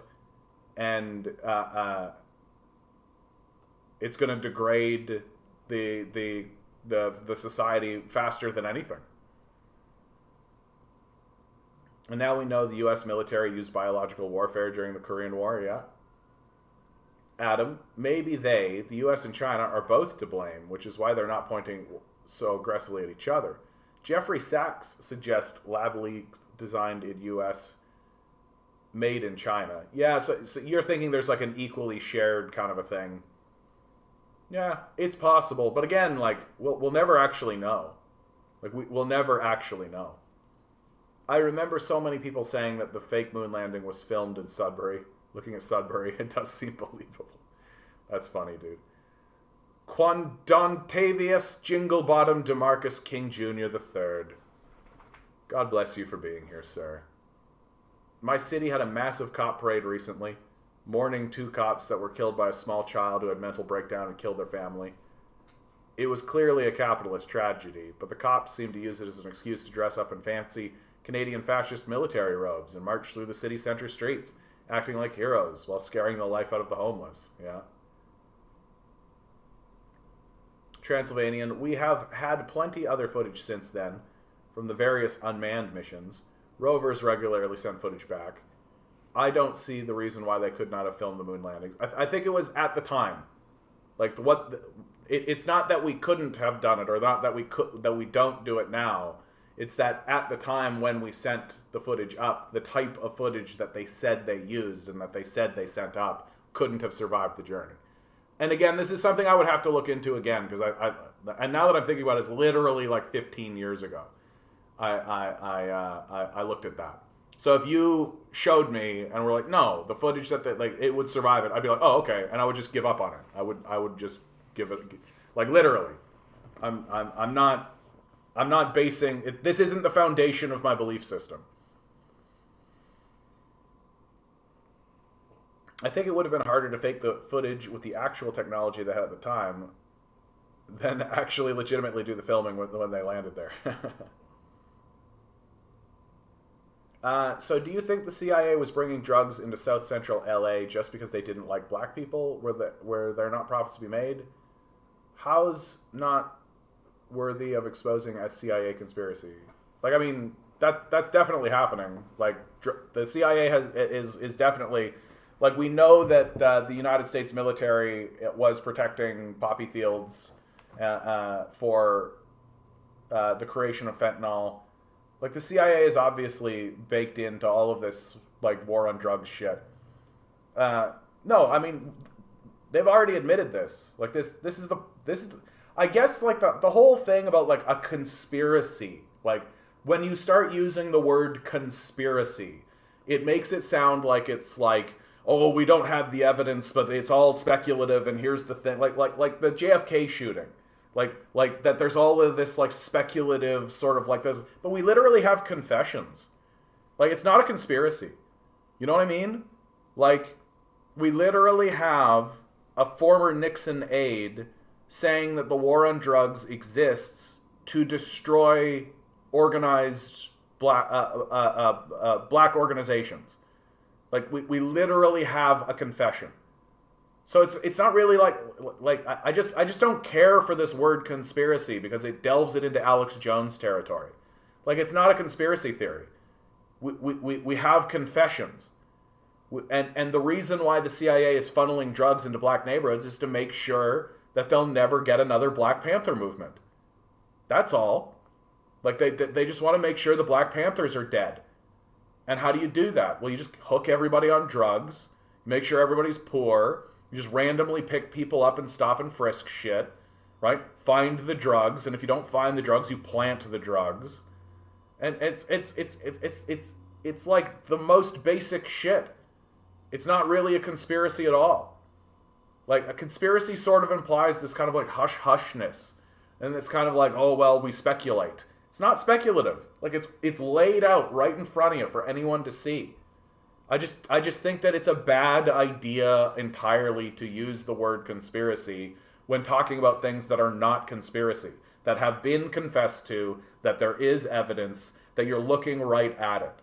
Like, you're looking right at it. Like, to me, conspiracy is about Bigfoot. Like, that's, to me, is what conspiracy means. And I'm just not interested in attaching that to the CIA. Because the CIA, there's nothing conspiratorial about it.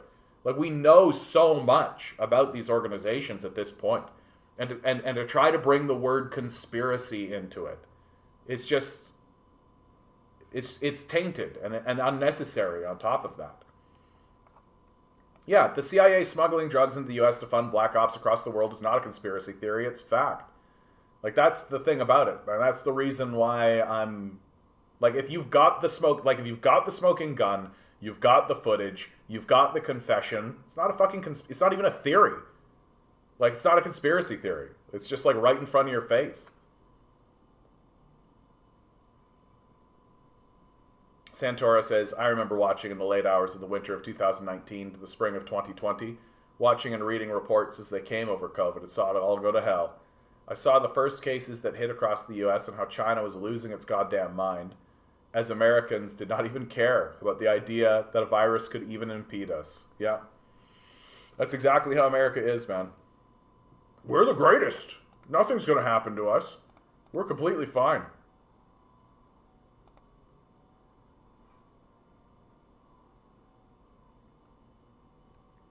Good to see you, Cotton. Jade, good to see you. As for which communities they targeted with said drugs, obviously it would have been the most vulnerable ones, but also those that pose the greatest political danger due to radicals like the Panthers, yeah. We also know that the CIA targeted the peace movement of the 60s with drugs to get the hippies to check out of political activism, yeah.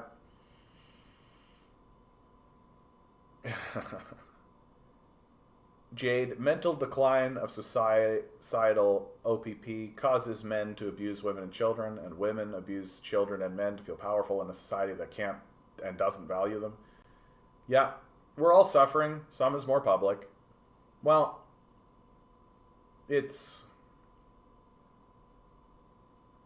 Like, it's sort of absurd to believe that humans won't use drugs to try to self-medicate during a period of heavy abandonment. Like, that's a really dumb way of looking at the world. So conservatism, basically, right? That, like, if you're standing there drinking your whiskey, smoking your cigar, saying that somebody doing some kind of drug that you poo-poo is bad, while you actively work to put the society into a tailspin decline, I just think you're dumb. Like, we've gotten to this point now where I think we can just call it for what it is. That people are using drugs because they've got nothing else. And if we want people to be able to get off drugs, then we need to provide something of a stable society. We need people to be able to look out into the world that to look out into the world and say, this is worth existing in.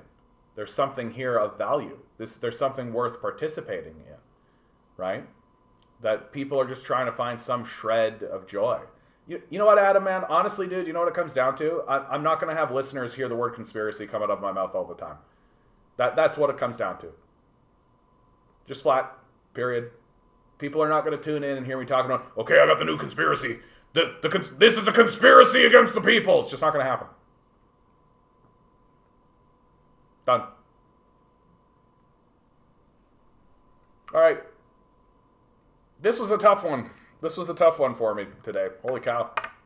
That took a lot out of me, man. Eric, the next time you bring one of those, dude, I'm going to make you pay for it. Like, I'm going to make you give me money. Because, ow. I feel it, like, right there. Right there. Ow. Always remember, guys, each and every one of you is a quantum being walking around in quantum energy. These billionaires are doing everything they can to make sure you just stay the good little commodity they need you to be. Rebel. Revolt. Repent. Good luck. We're going to need it.